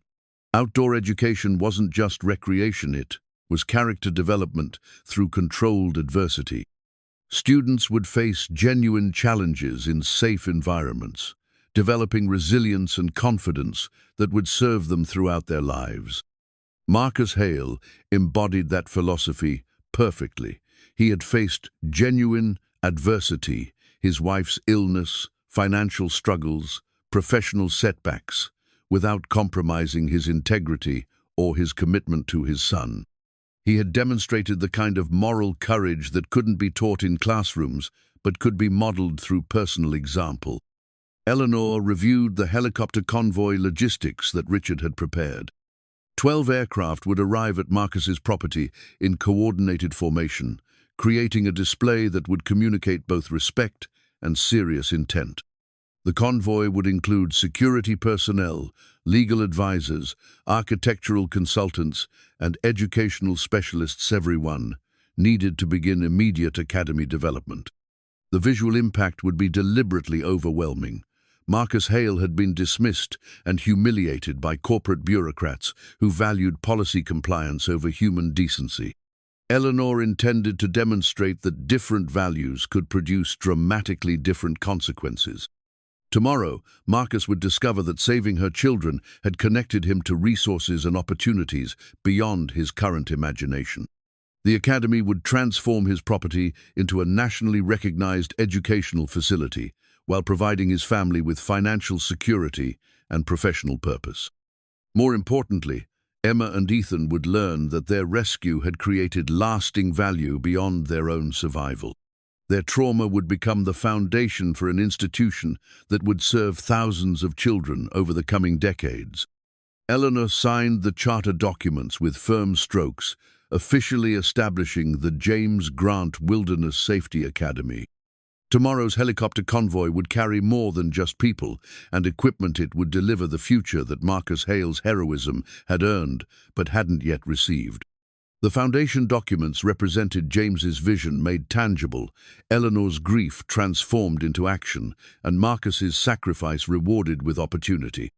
Sometimes the right convergence of need, resources, and moral clarity could create outcomes that benefited everyone involved. Eleanor sealed the charter documents in a leather portfolio, ready for tomorrow's presentation. Marcus Hale was about to discover that diving into Pine Lake had changed far more than just 3 young lives it had set in motion, events that would honor both his courage and her husband's memory for generations to come. The thunder of approaching helicopters shattered the quiet Tuesday morning like a mechanical storm descending from heaven. Marcus looked up from his coffee, initially assuming the sound was distant traffic or perhaps military aircraft conducting routine exercises. But the noise grew louder, more insistent, until the kitchen windows rattled with mechanical vibration. Dylan burst through the front door, his backpack forgotten on the porch, his eyes wide with excitement and confusion. "Dad, there are helicopters everywhere, dozens of them." Marcus stepped onto the front porch and felt his breath catch in his throat. The sky above his modest farmhouse was filled with aircraft-sleek corporate helicopters, arranged in precise formation, their rotors creating a symphony of power that seemed to bend the morning air itself. As he watched in stunned silence, the helicopters began landing in his front yard, on his driveway, in the adjacent field, transforming his 5 acres into something resembling a military operation. "What the hell?" Marcus whispered. The lead helicopter, a large executive model with tinted windows, settled onto his front lawn with professional precision. The rotor wash flattened the grass and scattered loose leaves, but the pilot maintained perfect control as the aircraft touched down gently just 50 feet from Marcus's front door. Dylan moved closer to his father, both of them transfixed by the surreal scene unfolding on their property. Men and women in expensive business attire were emerging from the helicopters, along with people carrying briefcases, architectural equipment, and what appeared to be legal documents. The entire assembly moved with coordinated purpose, as if they had rehearsed this landing many times. "Should we call the police?" Dylan asked quietly. Before Marcus could answer, the lead helicopter's passenger door opened, and a woman stepped out with the confident bearing of someone accustomed to making dramatic entrances. She was probably in her early 40s, impeccably dressed in a charcoal business suit, with auburn hair that remained perfectly styled despite the rotor wash. But what struck Marcus most was her expression, determined, emotional, almost reverent, as she looked at him. The woman approached the porch with measured steps, her entourage following at a respectful distance. When she was close enough for conversation, she stopped and looked directly into Marcus's eyes. "Mr. Hale," she said, her voice carrying clearly over the diminishing helicopter noise. "My name is Eleanor Grant. You saved my children's lives." Marcus felt the world shift beneath his feet. Emma and Ethan Grant, the twins from Pine Lake Resort. Their mother was standing in his front yard, having arrived with what appeared to be a small air force, seeking him out for reasons he couldn't begin to imagine. "Mrs. Grant," Marcus managed, his voice hoarse with surprise. "Are Emma and Ethan okay?" Eleanor's expression softened immediately. "They're fine, thanks to you, but we need to talk." She gestured toward her entourage, which Marcus now realized included legal advisors, architects, and what appeared to be educational specialists. "May we come inside? I have something important to discuss with you." Marcus looked at Dylan, who was studying Eleanor Grant with the same scientific curiosity he applied to marine specimens. The boy nodded slightly, his natural intelligence recognizing that this moment was significant beyond their current understanding. "Of course," Marcus said, stepping aside to allow Eleanor onto his porch. "Though I should warn you, the house isn't exactly—" "Mr. Hale," Eleanor interrupted gently. "I'm not here to judge your home. I'm here to thank you properly for saving my children and to discuss how we might work together going forward." As Eleanor's team began setting up equipment on his front lawn, Marcus led her and Dylan into the kitchen, where this strange day had begun with such ordinary normalcy. Eleanor sat at their modest table as if expensive helicopters and corporate entourages were routine parts of her social visits. "Mrs. Grant," Marcus began, "I don't understand what's happening here." Eleanor opened a leather briefcase and removed several documents, including what appeared to be an investigation file with Marcus's photograph on the cover. "Mr. Hale, after Emma and Ethan told me about their rescue, I had my security team investigate the incident. What I discovered made me furious." She handed him the investigation report, which contained detailed analysis of the Pine Lake Resort incident, his termination, and his current financial situation. Marcus felt his privacy being invaded, even as he appreciated the thoroughness of her research. "You were fired for saving my children's lives," Eleanor continued, her voice hardening with controlled anger. "Corporate lawyers decided that heroism was a liability risk. That decision was morally reprehensible and professionally short-sighted." Dylan leaned forward, his scientific mind engaging with the new information. "You're Emma and Ethan's mother, the twins from the boat." Eleanor smiled at Dylan, her expression warming immediately. "Yes, and you must be the remarkable young man who's been helping support your family through tutoring and organizational projects." Dylan glanced at Marcus with surprise. Their investigation had been remarkably comprehensive. "Mrs. Grant," Marcus said carefully. I appreciate your concern, but I don't need charity. We're managing fine. Eleanor's laugh was warm, but tinged with steel. Mr. Hale, what I'm about to propose isn't charity. It's a business partnership that will benefit both our families while honoring my late husband's vision. She opened another folder and removed architectural drawings, legal documents, and what appeared to be educational curricula. My husband, James, was planning to establish a wilderness safety academy before his death 2 years ago. The facility would provide outdoor education for children while teaching essential safety skills and character development. Eleanor spread the documents across Marcus's kitchen table, transforming the modest space into a corporate planning center. I want to build that academy here, on your property, with you as the executive director. Marcus stared at the elaborate plans, struggling to process the scope of what Eleanor was proposing. The architectural drawings showed a complete educational facility: dormitories, classrooms, activity centers, administrative buildings. The project represented millions of dollars in investment and years of development. I don't understand, Marcus said slowly. Why here? Why me? Eleanor reached into her briefcase and removed a small wooden box. She opened it carefully, revealing a vintage brass compass with intricate engravings around its circumference. This belonged to my husband James, she said, holding the compass so Marcus could see its craftsmanship. He carried it on every construction site, every wilderness expedition, every important journey. James believed that moral courage was like this. Compass it always pointed toward true north, regardless of external pressures or personal cost. She placed the compass on the table between them. When you dove into that lake to save Emma and Ethan, you demonstrated the same moral courage that James valued above all other qualities. You didn't calculate risks or consider consequences, you simply did what was right. Dylan picked up the compass carefully, examining its weight and precision. It's beautiful. What do the engravings mean? They're navigation stars, Eleanor explained. James had them added to remind him that finding the right direction requires both instruments and character. Eleanor turned back to Marcus, her expression serious but hopeful. The academy will serve 200 students annually through residential programs designed to build confidence and character through outdoor challenges. You would oversee all operations, facility management, safety protocols, staff supervision, curriculum development.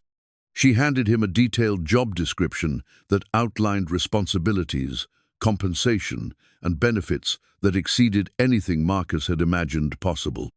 The salary alone would solve their immediate financial problems while providing long-term security for Dylan's education. But why me? Marcus repeated. I'm sure you could find someone with more relevant experience. Mr. Hale, you have exactly the experience we need. Construction background for facility management, safety training for wilderness activities, personal experience with loss and resilience. Most importantly, you've demonstrated the kind of moral character that we want students to observe and emulate. Eleanor leaned forward, her voice becoming more personal. Emma and Ethan have been struggling since the boating accident. They love water activities, but develop anxiety when actually near water. Traditional therapy has helped intellectually, but they need experiential, healing, positive outdoor experiences that replace trauma with confidence. She paused, glancing at Dylan. Your son's academic gifts deserve opportunities that match his potential. The academy will have educational partnerships with major universities and research institutions.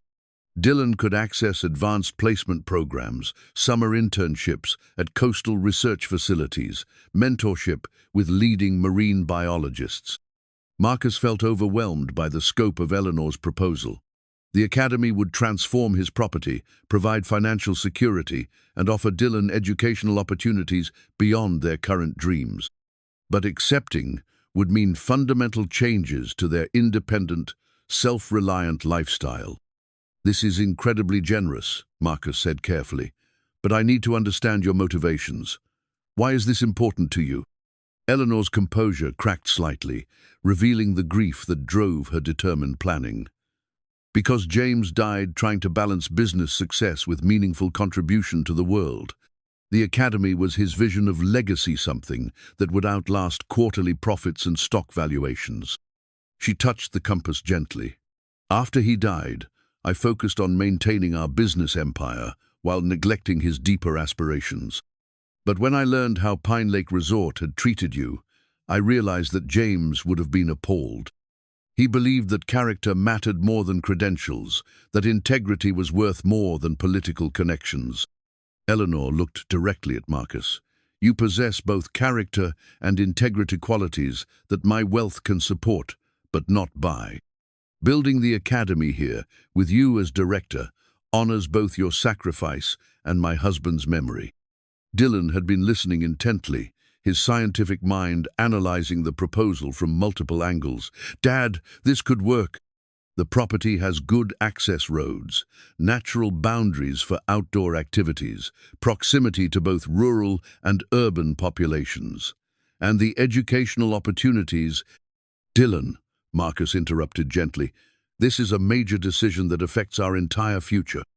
Eleanor stood and walked to the kitchen window, looking out at her helicopter convoy and the team of specialists waiting for her instructions. Mr. Hale, I understand your caution. This is overwhelming, and you barely know me. But I want you to understand that this isn't an impulsive gesture based on guilt or obligation. She returned to the table and opened the Foundation Charter documents. I've invested 6 months researching this project, consulting with educational experts, developing financial projections, securing regulatory approvals. The Academy will succeed because it addresses genuine needs with proven methods. Eleanor placed the compass in front of Marcus. James always said that important decisions required both careful analysis and moral clarity. The analysis supports building the Academy. The moral clarity comes from recognizing that your heroism deserves reward rather than punishment. Marcus picked up the compass, feeling its substantial weight and precise balance. The navigation stars around its circumference seemed to shimmer in the kitchen light, pointing toward directions he hadn't known existed. If I agree to this, Marcus said slowly, what happens next?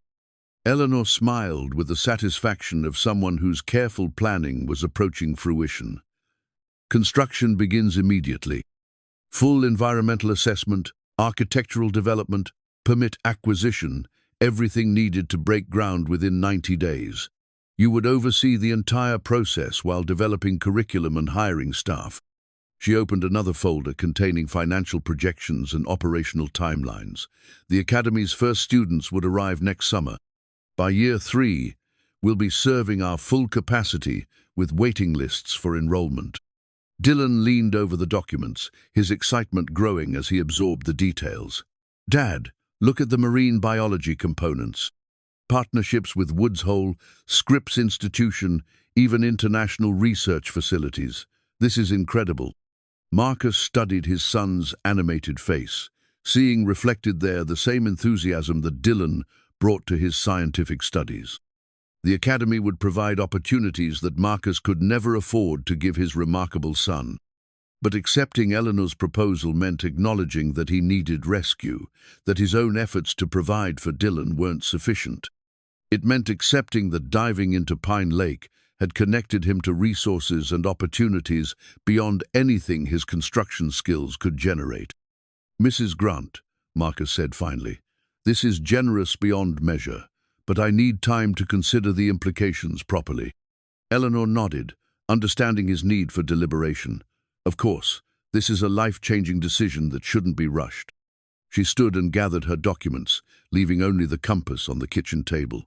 Mr. Hale, that compass is yours now. James would have wanted you to have it.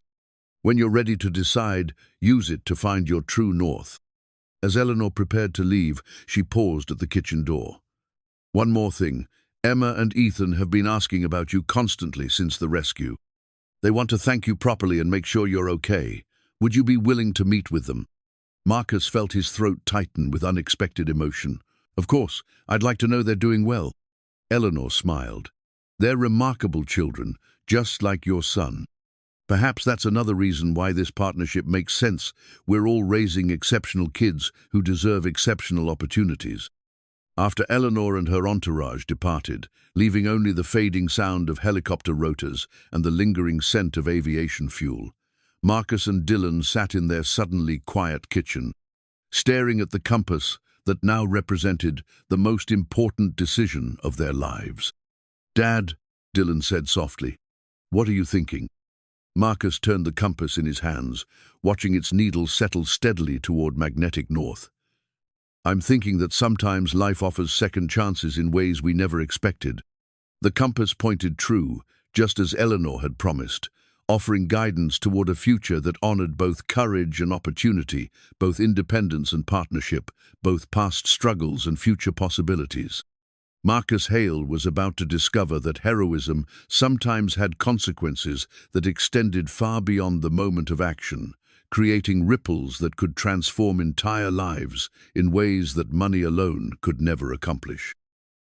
The Academy blueprint plans spread across Marcus's kitchen table like maps to a foreign country where dreams took architectural form. For 3 days, he and Dylan had studied Eleanor's proposal with the methodical thoroughness that Dylan applied to his marine biology research and Marcus brought to construction projects. The detailed drawings showed dormitories designed for both comfort and character building, classrooms equipped with modern technology but emphasizing hands-on learning, and outdoor activity areas that balanced challenge with safety. Marcus traced the building layouts with his finger, his construction experience automatically assessing structural requirements, materials costs, and logistical challenges. The project was ambitious but feasible, requiring skills he possessed and expertise he could develop. More importantly, the Academy represented meaningful work that would utilize his abilities while serving a purpose larger than simple employment. "The waterfront facilities are incredible," Dylan said, pointing to drawings that showed dock systems, boat storage, and aquatic training areas. "Look at the marine biology laboratory. It's better equipped than most college programs." The lab drawings detailed equipment that would support advanced research projects, water quality monitoring systems, and specimen collection capabilities. For Dylan, the Academy represented educational opportunities that could accelerate his academic development by years while providing practical experience in his chosen field. Marcus picked up James Grant's compass from where it had sat on the table for 3 days, its brass surface worn smooth by decades of use. The navigation stars engraved around its circumference seemed to point toward a future that honored both his practical skills and his moral convictions. Eleanor had been right. The compass provided guidance that transcended simple magnetic direction. "Dad, have you made a decision?" Dylan asked, though his tone suggested he already knew the answer. Marcus nodded slowly. "I think we both know what the right choice is, but accepting means our lives change completely." "They're going to change anyway," Dylan pointed out with his characteristic logical clarity. "The question is whether we control that change or let it happen to us." The wisdom in his 13-year-old son's observation struck Marcus with fresh force. They were already living with the consequences of change: Sarah's death, his termination from Pine Lake Resort, their financial struggles. Eleanor's proposal offered them the opportunity to shape their future rather than simply survive it. Marcus called Eleanor that evening, using the private number she had provided. She answered immediately, as if she had been waiting for his decision. "Mrs. Grant, this is Marcus Hale. If your offer is still open, Dylan and I would like to accept." Eleanor's relief was audible even through the phone. "Mr. Hale, I'm delighted. When can we begin?" "Whenever you're ready, though I should mention that I've never run an educational facility." Neither had James when he started planning the academy. "That's why we'll provide comprehensive support: educational consultants, operational specialists, whatever you need to succeed." They arranged to meet the following morning to begin detailed planning. Eleanor would bring her architectural team, educational advisors, and legal staff to begin the complex process of transforming the academy from proposal to reality. That night, Marcus sat in his bedroom holding Sarah's jewelry box, running his thumb over her wedding ring while contemplating the magnitude of the decision he had made. Sarah would have been amazed by the opportunities opening for Dylan, proud of the recognition Marcus had finally received for his character and capabilities. "What do you think?" he whispered to her memory. "Are we doing the right thing?" The ring offered no response, beyond the reminder that she had always supported his moral convictions, even when they led to difficult consequences. Sarah had understood that Marcus's integrity wasn't negotiable, that his willingness to help others defined who he was, rather than simply what he did. The next morning brought another helicopter convoy, though smaller and more focused than Eleanor's initial dramatic arrival. Architects, contractors, and educational specialists descended on the property with the organized efficiency of people accustomed to implementing complex projects quickly. Eleanor emerged from the lead helicopter carrying rolled architectural drawings and wearing work clothes that suggested she intended to be directly involved in the planning process. Emma and Ethan followed her, both children looking around the property with excitement and curiosity. "Mr. Hale," Eleanor called out as she approached the house, "I brought some additional consultants who wanted to meet you." Emma ran ahead of the adult group and hugged Marcus with the same spontaneous affection she had shown at Pine Lake Resort. "We're going to build a school on your farm." Ethan followed with his characteristic formal politeness, extending his hand for a handshake. "Thank you for letting us use your land, sir, and thank you again for saving us." Marcus knelt down to the twins' eye level, struck by how much more confident they appeared compared to their frightened state in the runaway boat. "You're welcome, both of you. Are you excited about the academy?" "Very excited," Emma replied. "Mommy says we'll learn to be safe around water instead of scared. And we'll meet other kids who want to learn outdoor skills," Ethan added. "It's going to be like adventure camp, but educational." Dylan emerged from the house, carrying his marine biology journal, intrigued by the presence of children closer to his own age. Despite his advanced academic placement, Dylan rarely interacted with peers outside of tutoring relationships. "Dylan, these are my children, Emma and Ethan," Eleanor said, facilitating introductions. "Emma, Ethan, this is Dylan, who will be involved in developing the Academy's marine biology programs." The three children began comparing interests immediately: Emma's enthusiasm for swimming, Ethan's fascination with camping, Dylan's expertise in aquatic ecosystems. Marcus watched the interaction with satisfaction, seeing how the academy would provide Dylan with peer relationships that matched his intellectual curiosity. Over the following hours, the property transformed into an active planning center. Architects surveyed building sites, while engineers assessed utility requirements. Educational consultants interviewed Marcus about his vision for character development through outdoor challenges. Legal advisors reviewed zoning requirements and permit processes.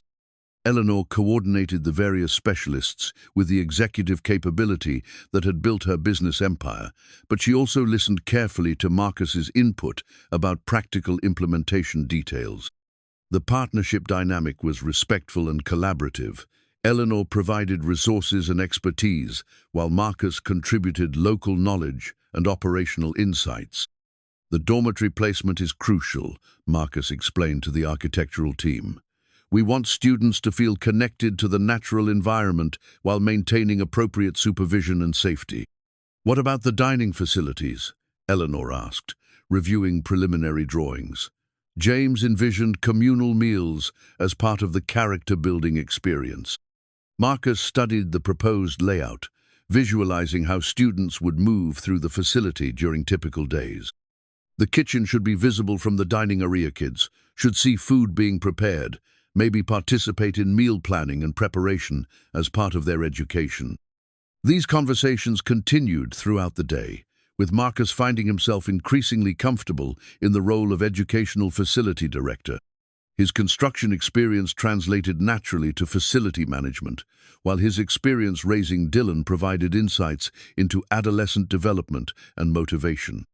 Dylan contributed observations about peer learning dynamics and educational methodology that impressed Eleanor's academic consultants. His tutoring experience had given him unusual perspective on how different students processed information and responded to various instructional approaches. Dylan's insights are remarkable. Dr. Patricia Rodriguez, an outdoor education specialist, told Eleanor privately, "He understands learning theory better than most graduate students." As afternoon turned to evening, Eleanor's team began packing equipment and preparing for departure. The day had been productive beyond Marcus's expectations. The academy had evolved from abstract proposal to concrete development plan with defined timelines and measurable objectives. "Construction begins in 6 weeks," Eleanor announced as the team gathered for final coordination. "Environmental assessments are already underway. Architectural plans will be finalized within 10 days, and permit applications are being expedited through our legal connections." She turned to Marcus with an expression that mixed business confidence with personal gratitude. "Mr. Hale, I want you to understand that this project succeeds or fails based on your leadership. The facility is important, but the academy's character comes from the people who run it." Marcus felt the weight of responsibility settling on his shoulders, not the burden of obligation, but the satisfying pressure of meaningful work that utilized his capabilities while serving others. For the first time since Sarah's death, he was looking toward a future that inspired rather than simply sustained him. "Mrs. Grant, I won't let you down. I know you won't. That's why the academy will succeed." Emma and Ethan approached Marcus as their mother prepared to leave, both children carrying hand-drawn pictures they had created during the planning session. "This is for you," Emma said, handing him a crayon drawing that showed him diving into blue water to save stick-figure children. "So you remember that you're a hero." Ethan's picture was more detailed, showing the academy building surrounded by trees and students engaged in various outdoor activities. "This is what our school will look like when it's finished." Marcus accepted the drawings with genuine emotion, recognizing that these children understood the significance of the academy better than many of the adults involved in its development. For Emma and Ethan, the facility represented healing from trauma through positive achievement. For Dylan, it meant educational opportunities that matched his potential. For Eleanor, it honored her husband's vision while providing her children with therapeutic experiences. For Marcus, the academy represented redemption proof that diving into Pine Lake had been the right decision despite its immediate consequences, validation that moral courage could lead to opportunities beyond imagination. That evening, after Eleanor's convoy had departed and Dylan had gone to bed, Marcus sat on his front porch, holding the architectural plans and James Grant's compass. The detailed drawings showed a future that honored both practical education and character development, combining outdoor challenges with modern safety protocols. The compass needle pointed steadily north, just as Eleanor had promised, offering guidance toward a future that balanced independence with partnership, personal values with professional opportunity, past struggles with future possibilities. Construction would begin in 6 weeks, transforming his modest farmhouse into the administrative center for a nationally recognized educational facility. Students would arrive the following summer, bringing energy and purpose to property that had been quiet since Sarah's death. Marcus thought about the past 3 years, the grief of losing Sarah, the challenge of raising Dylan alone, the humiliation of losing his job for doing the right thing. All of those experiences had prepared him for this opportunity, developing the resilience and moral clarity that Eleanor's academy required. The blueprint plans represented more than architectural drawings.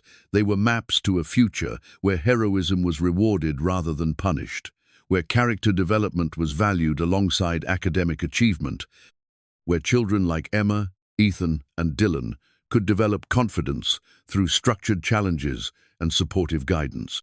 Marcus placed the compass on top of the blueprint plans, its brass surface reflecting the porch light. Tomorrow would bring new challenges as academy development moved from planning to implementation. But tonight, For the first time in 3 years, Marcus Hale was looking toward a future that inspired rather than simply sustained him. The academy would succeed because it addressed genuine needs with proven methods, guided by people who understood that character mattered more than credentials, that integrity was worth more than political connections. James Grant's compass pointed true north, just as moral courage always did, offering direction toward a future that honored both sacrifice and opportunity, both loss and renewal, both individual achievement and collective service. Marcus was ready to follow that guidance toward the most important work of his life. 9 months later, Marcus stood at the edge of Pine Lake, watching the first graduating class of the James Grant Wilderness Safety Academy demonstrate their water rescue skills with confidence that would have been unimaginable when construction began. The Academy's first badge ceremony was taking place on the same water where he had rescued Emma and Ethan, creating a symbolic circle that transformed trauma into triumph, fear into competence. 18 students from diverse backgrounds, urban kids who had never seen a natural lake, rural children seeking advanced outdoor education, and scholarship recipients like the Martinez siblings, whose single mother worked 2 jobs to support their dreams, moved through rescue scenarios with practiced precision. Each student wore the Academy's distinctive badge, a specially designed insignia that combined a compass rose with a life preserver, symbolizing both navigation and safety. "Marcus, they're incredible," Eleanor said, standing beside him as they watched 12-year-old Sarah Chen execute a perfect rescue throw to her training partner. 6 months ago, half these kids were afraid to put their faces underwater. The transformation had been remarkable to witness. The Academy's integrated curriculum combined traditional outdoor education with therapeutic approaches designed to build confidence through progressive challenges. Students learned camping skills alongside conflict resolution, water safety with environmental science, leadership principles through practical application. Marcus watched Dylan, now 14, and serving as a junior instructor, guide a group of younger students through aquatic ecosystem observation techniques. His son had grown 2 inches and gained an infectious enthusiasm for teaching that reminded Marcus of Sarah's classroom energy. The Academy had provided Dylan with peer relationships that matched his intelligence while giving him opportunities to develop leadership skills. Badge ceremony in 10 minutes, called Dr. Rodriguez, the Academy's Director of Education, as students began gathering on the wooden dock that Marcus had designed and built himself. The dock extended into Pine Lake at the exact spot where he had first seen the runaway boat carrying Emma and Ethan, but now it represented safety and achievement rather than crisis and danger. Emma and Ethan Grant, now 9 years old, and among the Academy's most confident students, helped organize the younger children with the natural authority that came from being the founders' children. Their transformation had been even more dramatic than the other. Students from traumatized accident victims to skilled young leaders who served as living proof of the Academy's therapeutic value. Marcus felt a deep satisfaction watching the ceremony preparations. The Academy had exceeded every expectation Eleanor had outlined in her original proposal. Enrollment was at capacity, with a waiting list extending 2 years into the future. Educational partnerships had expanded to include major universities and research institutions. Most importantly, the character development outcomes were measurable, and profound students returned to their regular schools with improved academic performance, enhanced leadership skills, and unshakable confidence in their ability to handle challenges. The Academy badge itself had become a symbol of achievement that colleges and employers recognized immediately. The distinctive design, commissioned from a Native American artist who specialized in outdoor education symbols, represented not just completion of wilderness training, but demonstration of character under pressure, leadership in challenging situations, and commitment to helping others develop similar capabilities. Students, instructors, families, and friends, Dr. Rodriguez announced as the ceremony began, "Welcome to our first annual badge presentation for the James Grant Wilderness Safety Academy. Marcus looked around at the assembled crowd, parents who had driven from distant cities to witness their children's achievements, local community members who had watched the academy transform from construction site to educational landmark, and Eleanor's board of directors who were documenting the ceremony for their annual foundation report. 9 months ago, these 18 young people arrived here with varying levels of outdoor experience and confidence. Dr. Rodriguez continued. Some had extensive camping backgrounds, others had never slept outside. Some were comfortable swimmers, others were afraid of deep water. But all shared curiosity about wilderness skills and willingness to challenge themselves through structured learning. Dylan stepped forward with the ceremonial badge case, his role as senior student instructor making him responsible for the formal presentation. Marcus felt his chest swell with pride, watching his son command attention from adults and peers alike with quiet competence that seemed impossibly mature for his age. Today we recognize not just skill development, but character growth. Dylan announced, his voice carrying clearly across the assembled group. Each badge recipient has demonstrated technical competency in wilderness safety, but more importantly, they've shown courage in facing personal fears, leadership in helping others succeed, and commitment to using their abilities in service of their communities. Eleanor moved to the microphone, her presence commanding immediate respectful attention from the entire assembly. Over the past months, Marcus had watched her evolve from grieving widow, seeking redemption through philanthropy, to passionate educational advocate, whose vision inspired everyone around her. When my husband James first conceived this academy, he believed that character development required genuine challenges faced within supportive communities, Eleanor said. He understood that confidence comes not from avoiding difficulty, but from learning to navigate it successfully with help from people who care about your growth. She gestured toward the students lined up for badge presentation. These young people embody James's vision perfectly. They faced real challenges, physical, emotional, and intellectual, supporting each other through the learning process. The badges they receive today represent not just individual achievement, but collective success. Marcus was called forward to present the first badge to Emma Grant, who had specifically requested that the man who saved her life be the one to recognize her water safety certification. As he pinned the badge to her academy uniform, Emma looked up at him with eyes that held none of the fear he remembered from the runaway boat incident. "Thank you for saving us," she whispered, "and thank you for teaching us to save ourselves." The simple statement captured the Academy's fundamental philosophy. Rescue was sometimes necessary, but education was always transformative.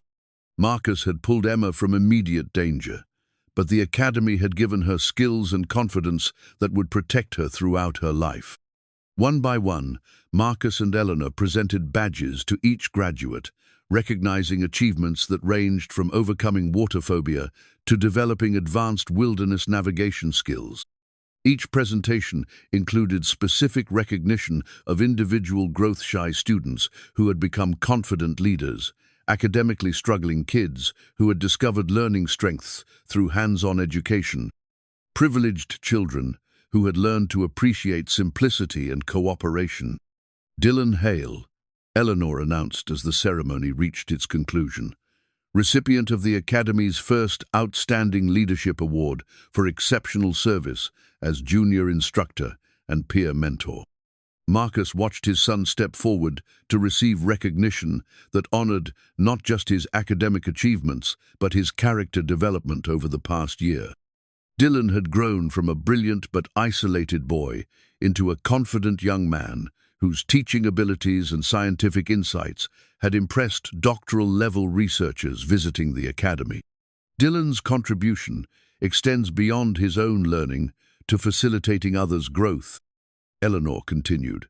He has demonstrated that true leadership means using your abilities to help others discover and develop their own potential. As Dylan accepted his award, Special Compass, engraved with his name, and the Academy motto, Marcus felt overwhelming gratitude for the journey that had brought them to this moment. The badge ceremony represented vindication of every decision they had made over the past year, proof that accepting Eleanor's partnership had been exactly the right choice. The Academy had transformed Marcus's property into a nationally recognized educational facility, while maintaining the intimate, family-oriented atmosphere that made intensive character development possible. Students lived in dormitories designed to feel like home, ate meals prepared by kitchen staff who knew everyone's dietary preferences and birthday dates, and received instruction from teachers who understood that wilderness education was ultimately about developing human potential rather than just outdoor skills. "Before we conclude today's ceremony," Eleanor announced, "I want to recognize the person whose vision and leadership made this academy possible." She gestured toward Marcus, who felt his face flush with unexpected emotion. Marcus Hale dove into Pine Lake 9 months ago to save 2 children without calculating personal risk or professional consequences. His willingness to act on moral conviction rather than policy considerations demonstrated exactly the kind of character we want our students to develop. The applause was sustained and heartfelt, coming from students, parents, staff, and community members who had witnessed Marcus's transformation from unemployed safety officer to respected educational leader. But what moved him most was seeing Dylan's proud smile and Eleanor's expression of genuine gratitude and professional respect. The Academy succeeds because Marcus brings both practical competence and moral clarity to every decision, Eleanor continued. Students learn wilderness skills from someone who has applied those skills in real emergencies. They observe character development in someone who has maintained his integrity through personal loss and professional adversity. As the ceremony concluded and families began gathering for the celebratory picnic that followed each badge presentation, Marcus found himself surrounded by parents expressing gratitude for their children's growth and transformation. The Academy had created a community of families committed to character development through outdoor education, bound together by shared values rather than just geographic proximity. "Mr. Hale," said Mrs. Chen, Sarah's mother, "my daughter was terrified of water when she arrived here. Now she wants to become a marine biologist like Dylan. The confidence she's gained extends far beyond swimming. Her grades have improved. She's made new friends. She volunteers at our local community center. This experience has changed her entire trajectory." Similar testimonials came from other parents throughout the afternoon, each family sharing stories of transformation that extended far beyond wilderness skills into improved academic performance, enhanced social confidence, and deeper family relationships. The Academy had succeeded not just in teaching outdoor education, but in demonstrating that character development was possible at any age through appropriate challenges and supportive guidance. As evening approached and families began departing, Marcus, Eleanor, and Dylan found themselves alone on the dock where the ceremony had taken place. The badge presentation had marked a milestone not just for the graduating students, but for the Academy itself, proof that James Grant's vision could be successfully implemented, that Eleanor's investment had generated measurable returns in human development, that Marcus's leadership had created lasting value. The first Academy badge lay on the dock between them, its compass rose and life-preserver design catching the late afternoon sunlight. The insignia represented everything they had accomplished: together navigation through challenges, safety through preparation, achievement through cooperation. Marcus picked up the badge and examined its careful craftsmanship, thinking about the journey that had brought them from crisis to celebration, from individual struggle to collective success, from personal rescue to institutional transformation. The badge ceremony had been perfect, but Marcus knew it was only the beginning of what the Academy could accomplish. 2 weeks after the badge ceremony, Marcus found himself in the Academy's workshop, carefully polishing a pair of simple gold bands that would transform 2 grieving single parents into a blended family united by love, shared values, and mutual respect. The wedding ring's elegant but understated, designed by Eleanor but chosen together during a quiet afternoon shopping, represented courage of a different kind than diving into dangerous water to save drowning children. Eleanor entered the workshop carrying a bottle of champagne and wearing the kind of nervous excitement that Marcus had learned to recognize during their months of growing closer. Their relationship had developed gradually, built on professional partnership that had evolved into deep friendship before becoming romantic love. Both had been cautious, protective of their children, and respectful of their deceased spouse's memories. "Are you having second thoughts?" Eleanor asked, setting the champagne on Marcus's workbench and studying his expression with the perceptive attention she brought to all important matters. Marcus looked up from the rings, his face breaking into the kind of smile that had become natural since accepting Eleanor's partnership proposal over a year ago. "About marrying the most remarkable woman I've ever met? Not a chance." The proposal had happened 3 weeks earlier during a quiet evening walk around the academy grounds. Marcus had been carrying James Grant's compass, as had become his habit during important decisions, when Eleanor mentioned that she had been thinking about making their partnership permanent in every sense. "Marcus," she had said, stopping beside the dock where they had held the badge ceremony, "I know this might seem presumptuous, but I've been wondering if you would consider marrying me." The question had surprised him not because it was unexpected. Their romantic tension had been building for months, but because Eleanor had asked first, taking initiative in personal matters just as she did in business situations. "Are you proposing to me?" Marcus had asked, grinning at the role reversal. "I suppose I am, though I should probably do it properly." Eleanor had knelt on the dock, pulled out a ring box she had been carrying in her jacket pocket, and looked up at him with vulnerability that her business associates rarely witnessed. "Marcus Hale, will you marry me and help me raise 3 remarkable children while we continue building an academy that honors both our past losses and our future hopes?" Marcus had said yes immediately, but it had taken him another week to plan his own reciprocal proposal, using James's compass to navigate to the exact spot where he had first rescued Emma and Ethan. There, surrounded by water that had once represented crisis but now symbolized renewal, he had proposed to Eleanor with a ring he had designed himself, incorporating elements that honored both Sarah's memory and their new beginning. Now, 14 days later, they were preparing for a small ceremony that would unite their families officially while celebrating the love that had grown from shared values rather than simple attraction. "Dylan seems excited about gaining 2 siblings," Eleanor observed, watching through the workshop window as her son and Marcus's boy worked together to set up chairs for the ceremony. "He's been asking for brothers and sisters since he was 5, Marcus replied. "Though I think he's most excited about having peers who share his enthusiasm for learning." Dylan had adapted to the blended family concept with characteristic scientific curiosity, studying family dynamics and sibling relationships the same way he approached marine biology. His conclusion that having intelligent, motivated siblings would enhance rather than complicate his life had been typically logical and surprisingly mature. Emma and Ethan had been equally enthusiastic about gaining Marcus as a stepfather and Dylan as an older brother. Their transformation from traumatized accident victims to confident young leaders had been remarkable to witness, but their emotional healing had accelerated dramatically as they developed relationships with Marcus and Dylan. "They've been planning something special for the ceremony," Eleanor said, gesturing toward where Emma and Ethan were arranging flowers they had picked from the academy's garden. "Very secretive, very excited. The wedding would be small, just academy staff, a few close friends, and the children who had brought Marcus and Eleanor together. Dr. Rodriguez would officiate, having been ordained online specifically for the occasion, and the ceremony would take place on the dock where so many important academy events had occurred." Marcus picked up the rings and examined their craftsmanship one final time.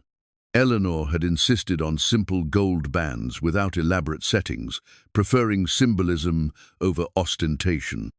The rings represented commitment that honored their past marriages while embracing new possibilities for happiness. "Are you ready for this?" Marcus asked, offering Eleanor the ring that would soon rest on his finger. "I've been ready since the day you accepted the Academy partnership," Eleanor replied. "I just needed time to convince myself that I deserved another chance at happiness." Their relationship had required careful navigation around grief, children's needs, and the complexity of blending two families that had developed strong individual identities. But every challenge had been approached with honesty, patience, and mutual respect that had strengthened rather than strained their connection. The ceremony began at sunset, with golden light reflecting off Pine Lake's surface as family and friends gathered on the dock that had become sacred space for Academy milestones. Dylan stood as Marcus's best man, his 13-year-old dignity making him appear years older than his actual age.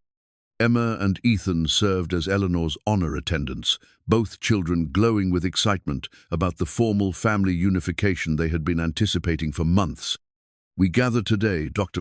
Rodriguez began, "to witness the marriage of two people whose love grew from shared values, mutual respect, and commitment to raising exceptional children while serving others through educational excellence."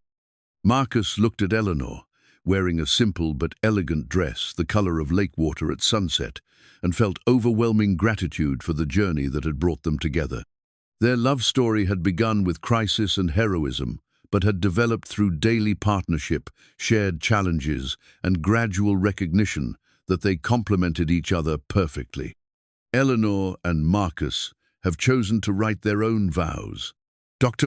Rodriguez announced, expressing in their own words the commitments they make to each other and to the family they are creating together.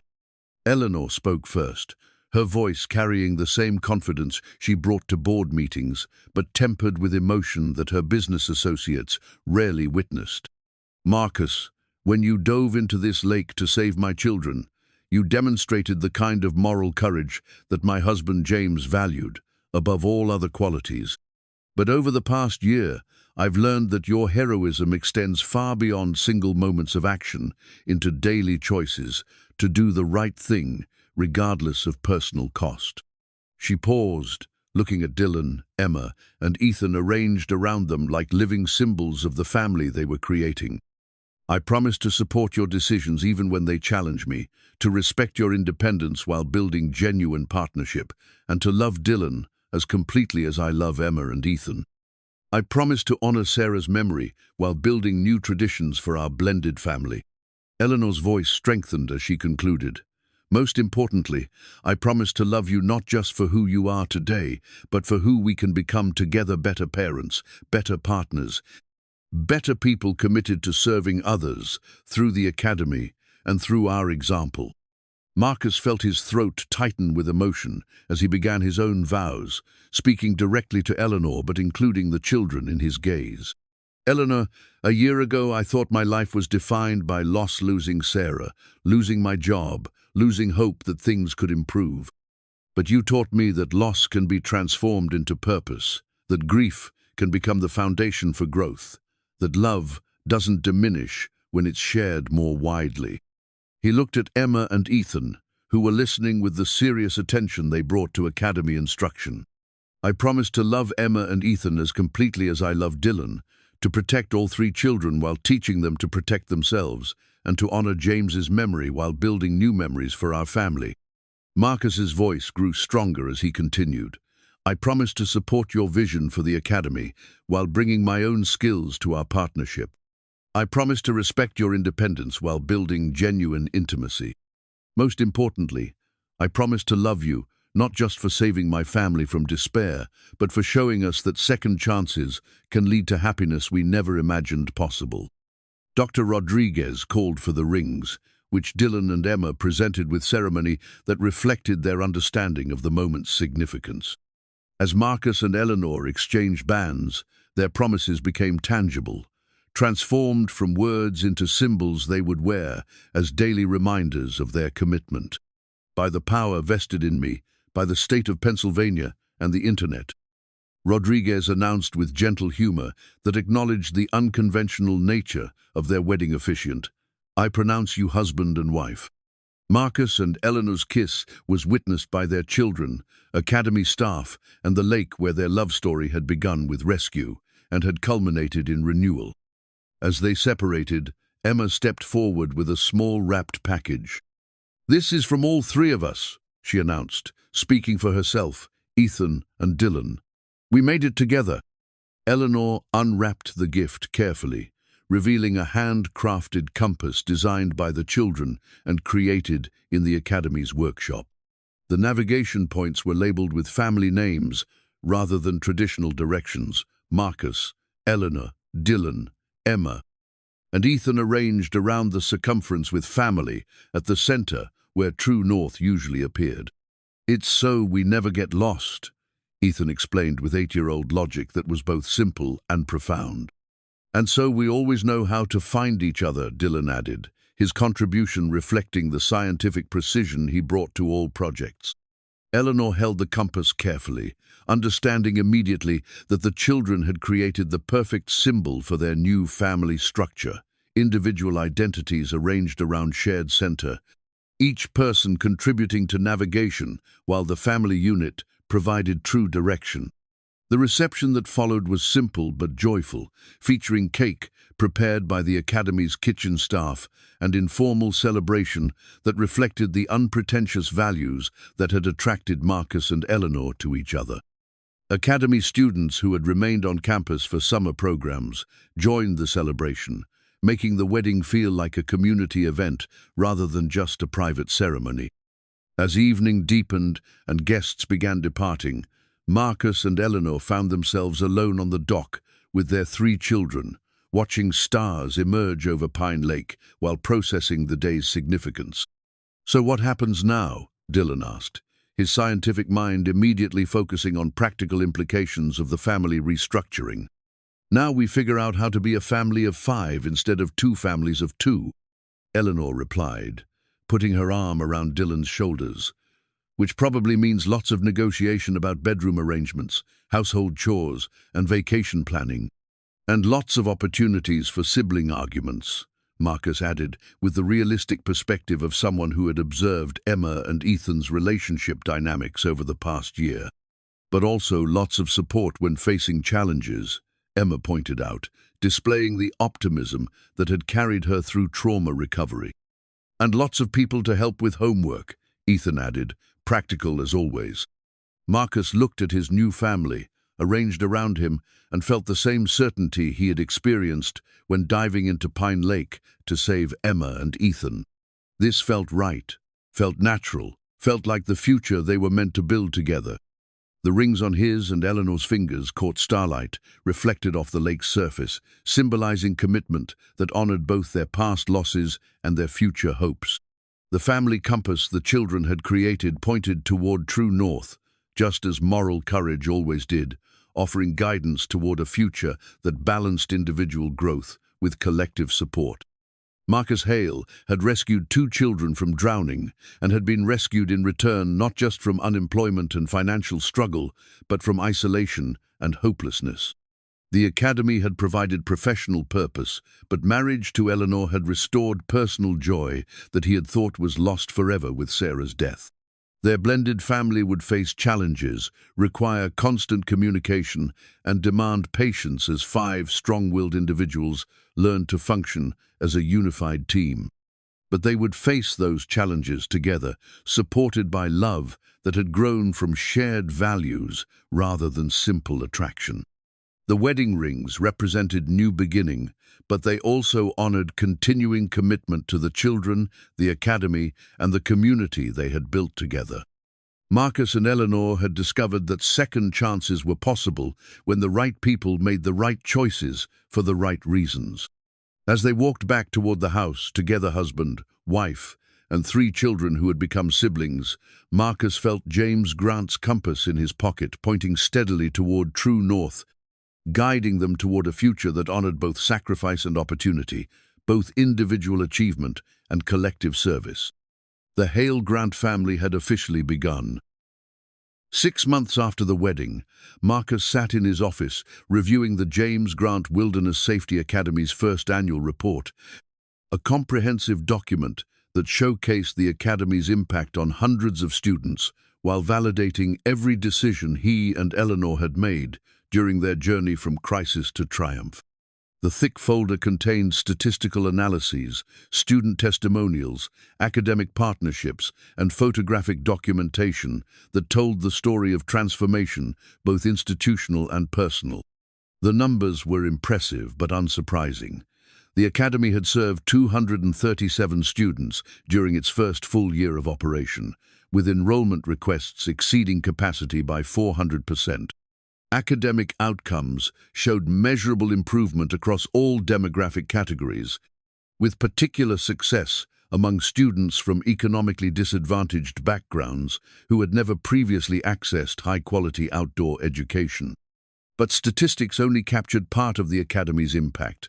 The real success was visible in individual transformations: children who had arrived fearful and uncertain, departing as confident leaders, students who had struggled academically, discovering learning strength through hands-on education, families who had been fractured by loss, finding healing through shared outdoor experiences. Dylan entered the office carrying his marine biology research portfolio, now 15 years old, and preparing for early admission to college programs that had recruited him based on his Academy-facilitated research projects. His growth over the past 18 months had been remarkable. No just physical development, but intellectual maturity and emotional wisdom that came from being part of a family that valued both individual achievement and collective service. "Dad," the college admissions counselor called. Dylan announced with controlled excitement. "Woods Hole accepted me for their summer research program, and MIT wants to interview me for early admission." Marcus felt his chest swell with pride. Dylan's academic opportunities had expanded exponentially since the Academy's establishment, providing access to research facilities and mentorship programs that matched his extraordinary intellectual gifts. But more importantly, Dylan had developed into a young man whose character matched his intelligence, someone who used his abilities to help others succeed rather than simply pursuing personal advancement. "That's incredible, son. What's your preference?" "Both, if possible. The Woods Hole program runs June through August, and MIT early admission would let me start college at 16 while continuing Academy involvement during breaks." Dylan's ability to balance accelerated academics with family commitments reflected the maturity that had emerged from being part of a blended household that functioned as a team. Emma and Ethan had been equally transformed by gaining an older brother whose patient tutoring and scientific curiosity had enhanced their own educational development. Eleanor entered the office carrying coffee and wearing the satisfied expression that had become habitual since the Academy's success had exceeded even her ambitious projections. Their marriage had settled into comfortable partnership that balanced professional collaboration with personal intimacy, creating stability for all three children while allowing both adults to pursue meaningful work. The board meeting went well. Eleanor reported, settling into the chair beside Marcus's desk. "They approved funding for the expansion project and endorsed our proposal for satellite academies in Vermont and Colorado. The expansion represented natural growth rather than aggressive ambition." Word of the Academy's success had spread through educational networks, generating requests from other communities seeking similar programs. Eleanor's foundation was carefully evaluating potential sites, ensuring that new facilities would maintain the intimate, family-oriented atmosphere that made intensive character development possible. "What about staffing for the new locations?" Marcus asked, reviewing architectural plans for the proposed Vermont facility. "We'll promote from within wherever possible. Dr. Rodriguez is interested in directing the Vermont Academy, and several of our junior instructors are ready for increased responsibilities." This approach reflected lessons learned during the original Academy's development. The most effective wilderness education came from instructors who understood both outdoor skills and human development, who could balance challenge with support, who modeled the character traits they sought to develop in students. Emma and Ethan burst into the office with the explosive energy that had become their trademark, both children now 9 years old and serving as unofficial Academy ambassadors to visiting families. Their transformation from traumatized accident victims to confident young leaders had been complete and inspiring, demonstrating the therapeutic value of positive outdoor experiences guided by caring adults. "Mommy, Daddy Marcus," Emma announced, using the title she had chosen naturally, and that Marcus treasured beyond measure. "The new students are here for orientation. 23 kids from 8 different states," Ethan added, with the precision he brought to all information gathering. "And 3 are from other countries, Canada, Mexico, and England." The Academy's reputation had spread internationally, attracting students whose families valued character development alongside academic achievement. The diverse enrollment created learning environments that prepared children for increasingly global futures while maintaining focus on timeless values like integrity, resilience, and service to others. Marcus and Eleanor followed the children outside to watch the newest student arrivals, 46 young people between ages 8 and 16 who would spend the next 6 weeks developing wilderness skills, environmental awareness, and leadership capabilities. The orientation process had been refined based on experience with previous groups, creating welcoming procedures that addressed anxiety while building excitement for upcoming challenges. "Look at them," Eleanor said quietly, watching new students interact with returning Academy participants who served as peer mentors. 6 weeks from now, they'll be completely different. People more confident, more capable, more connected to each other and the natural world. Marcus nodded, thinking about his own transformation over the past 2 years. The man who had dove into Pine Lake to save drowning children had been competent and moral but limited by circumstances beyond his control. The Academy director who now watched new students arrive was the same person but with expanded opportunities, enhanced purpose, and restored hope for the future. The afternoon's activities included facility tours, skills assessments, and team-building exercises designed to help students feel comfortable in their new environment. Marcus participated in these orientations personally, wanting each student to understand that the Academy's leadership was accessible and committed to individual success. "Mr. Hale," asked Maria Santos, a 12-year-old from Los Angeles, whose single mother had sacrificed significantly to afford Academy tuition. "Is it true that you saved Mrs. Grant's kids from drowning?" "It's true," Marcus replied simply, "but the more important truth is that they saved me in return, by connecting me to this Academy and all of you." This response had become Marcus's standard explanation for the Academy's origin story, emphasizing mutual benefit rather than one-sided rescue. Students needed to understand that helping others often benefited the helper as much as the recipient, that acts of service created value for everyone involved. "Will we learn to save people too?" asked James Wu, a 13-year-old from San Francisco, whose parents hoped outdoor education would balance his intensive academic schedule. "You'll learn to save yourselves first," Marcus replied. "Then you'll be prepared to help others when opportunities arise. But the most important thing you'll learn is that courage isn't the absence of fear, it's acting correctly despite being afraid." This philosophy had guided Academy curriculum development from the beginning. Students learned technical, skill swimming, camping, navigation, wilderness first aid, but always within contexts that emphasized character development and ethical decision-making. The goal was to graduate young people who possessed both competence and integrity, both practical abilities and moral clarity. As evening approached and orientation activities concluded, Marcus found himself on the dock, where so many important Academy events had taken place. The annual report lay open beside him, its pages documenting achievements that would have seemed impossible when Eleanor's helicopter convoy first descended on his property. Dylan joined him, followed by Emma and Ethan, all 3 children having finished their responsibilities for helping new students settle into dormitory life. The family routine had evolved to include Academy duties alongside household responsibilities, creating integrated lives that balanced professional obligations with personal relationships. "Dad," Dylan said, "do you ever think about what would have happened if you hadn't jumped in the lake that day?"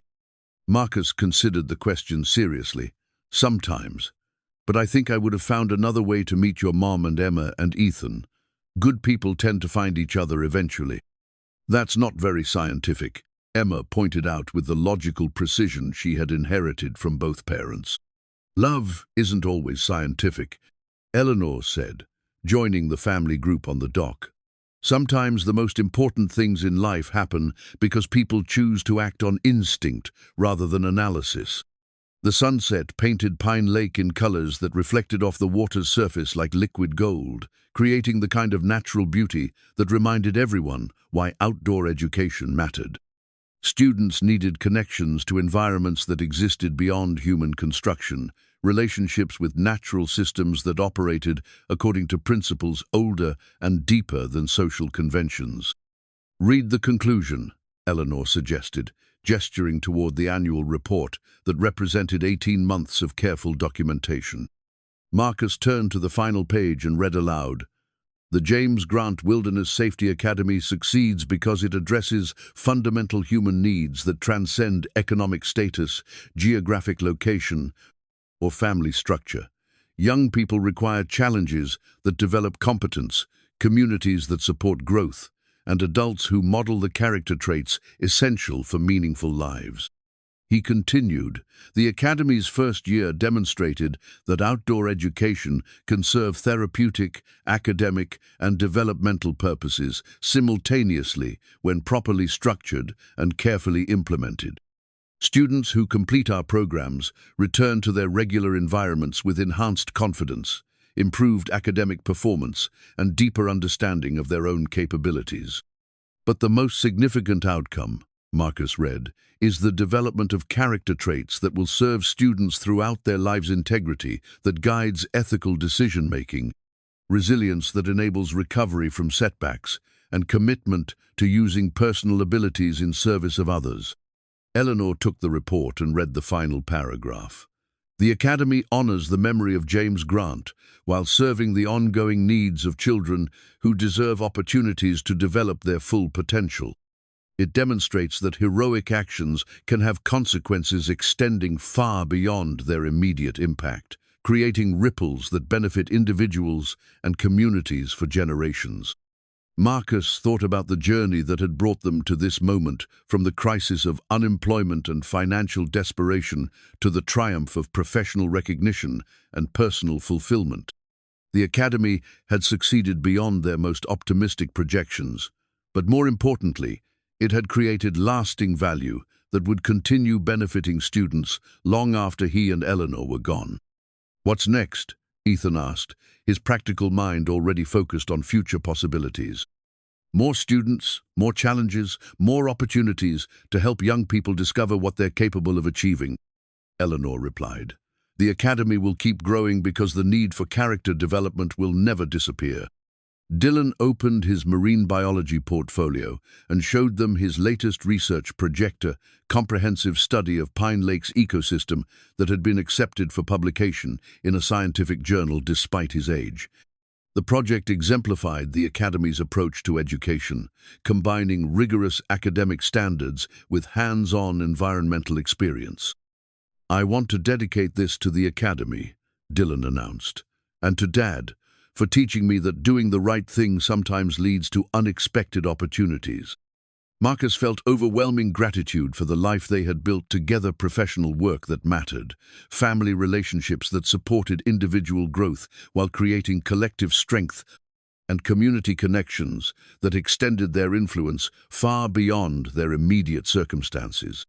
The annual report represented more than institutional success. It documented the transformation of crisis into opportunity, grief into purpose, individual struggle into collective achievement. Marcus had dived into Pine Lake to save 2 children and had been rescued in return, not just from unemployment, but from hopelessness. As stars began appearing over the water, the Hale Grant family sat together on the dock where their story had begun, surrounded by the Academy that represented their shared commitment to serving others while building a future that honored both past losses and ongoing hopes. The compass that the children had created for the wedding sat between them, its family-labeled directions pointing toward true north, just as moral courage always did. Their blended family had found its direction through love, service, and unwavering commitment to doing the right thing, regardless of personal cost. Marcus looked at Eleanor, Dylan, Emma, and Ethan, his family, his partners, his reason for continuing to believe that good people could create lasting positive change in the world. The Academy's first annual report told their story, but it was only the beginning of what they could accomplish together. The future stretched ahead like unexplored territory, full of challenges and opportunities that would require the same courage, wisdom, and commitment that had brought them this far. But they would face that future together, guided by principles that had proven reliable, supported by love that had grown stronger through testing, confident that their best work still lay ahead. Pine Lake reflected starlight like scattered diamonds, beautiful and eternal, reminding them that some things, love, courage, integrity, family, transcended time and circumstance, creating value that could never be measured but would never be forgotten. The Academy's first year was complete, but its mission would continue for generations, serving students who had not yet been born, facing challenges that had not yet emerged, creating possibilities that had not yet been imagined. Marcus Hale had saved 2 children from drowning and had discovered that sometimes rescue worked both ways, that heroism could lead to happiness, that second chances were possible for people brave enough to seize them. The annual report lay closed beside them, its mission accomplished, its story told, its legacy secured for all time.